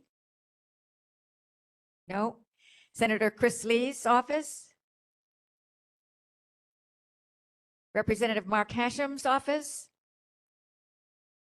Anybody from Representative Ward's office? And let Got me a quick reference to his memorial service. Yes, I was just going to say that. For all of our community members, there is a memorial service in memory of Jean Ward. It is scheduled for Monday, May 5th at 10 a.m. at King's Chapel in East Oahu. That's on Kalanaʻanaʻole Highway. So at the Neil Valley Shopping Center. Okay, any of our congressional representatives here? All right. We have no updates on the Kaiwi Coast Scenic Byway, except what Elizabeth mentioned earlier about the possible name change. No update on Camilo Nui Valley Agriculture. The other remaining item is whether or not we want to send a letter to the Honolulu City Council concerning the proposed use of general funds to mitigate the increases in sewer fees on Oahu. Now, you support the letter. Okay, thanks. There was a motion last time that we did not act on. Jean had made that motion and Chelsea had seconded it. Jean, you have your hand up. Did you want to say something? Yes, I would suggest in the minute that we have left that we call the question. I support sending the letter that you have drafted. Okay, I just wanted to, Adam, we couldn't hear everything that you said about the sewer increases. So I don't know if the city council still intends to use some of those HR savings for the sewer increase. Are they still going to be doing that, Adam? Hi, Chair. Yes, in part to help.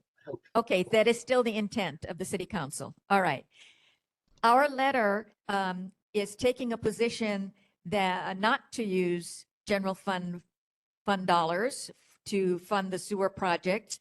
There are 3 reasons, essentially in summary, why we are saying that. First of all, it is a short-term fix. Secondly, we know that Budget Finance and Services has strongly recommended against using general funds because of a possible negative impact to our bond rating in the future. And then the third reason, oh yes, that it possibly is imposing a double payment on the residents of Hawaii Kai. So there is a draft letter that I've given to all of the board members to consider. There is a motion on the floor from Jean, seconded by Chelsea, that we send a letter to the city council indicating our concerns about the use of general fund money for this purpose and to urge the city council to refrain from using general fund monies for this purpose. And we're ready for the vote. I'm going to ask Jeffrey to call the roll. All right, so I'm gonna do the roll call vote. Please, if you're online, unmute yourself. In the physical meeting space, please use your microphone. Board Member Tierney? Aye. Or Member yes. Member Alton? Yes. Member Che, Yes. Member Pugh, Yes. Board Member Knutson, Yes. Board Member Lee, Yes. Board Member Lyons, Yes. Board Member Riley, Yes. Board Member Shriner, Yes. Board Member Silvercrot, Yes. Board Member Wolf, Yes. Board Member Bishop, Yes. Board Member Park, Yes. Board Member Brilliant, Yes. and Chair Mayor. Yes. All right, it looks like it's a unanimous vote. And so I will report that as a unanimous vote in our letter and send it off in the next day or two. All right, one other action item has to do with the approval of the regular meeting minutes, and that the minutes from March 25. Are there any suggestions for revisions for the March 25 minutes? Seeing none, the minutes are approved as they were distributed, written and distributed. Okay, just a reminder of the committee meeting, the Committee on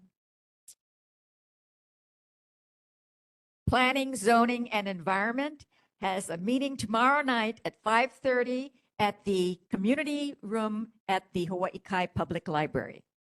I'm going into the closing announcements. The next regular meeting of the Hawaii Kai Neighborhood Board is Tuesday, May 27 at 7 p.m. at Hahaiʻione Elementary School cafeteria and on WebEx.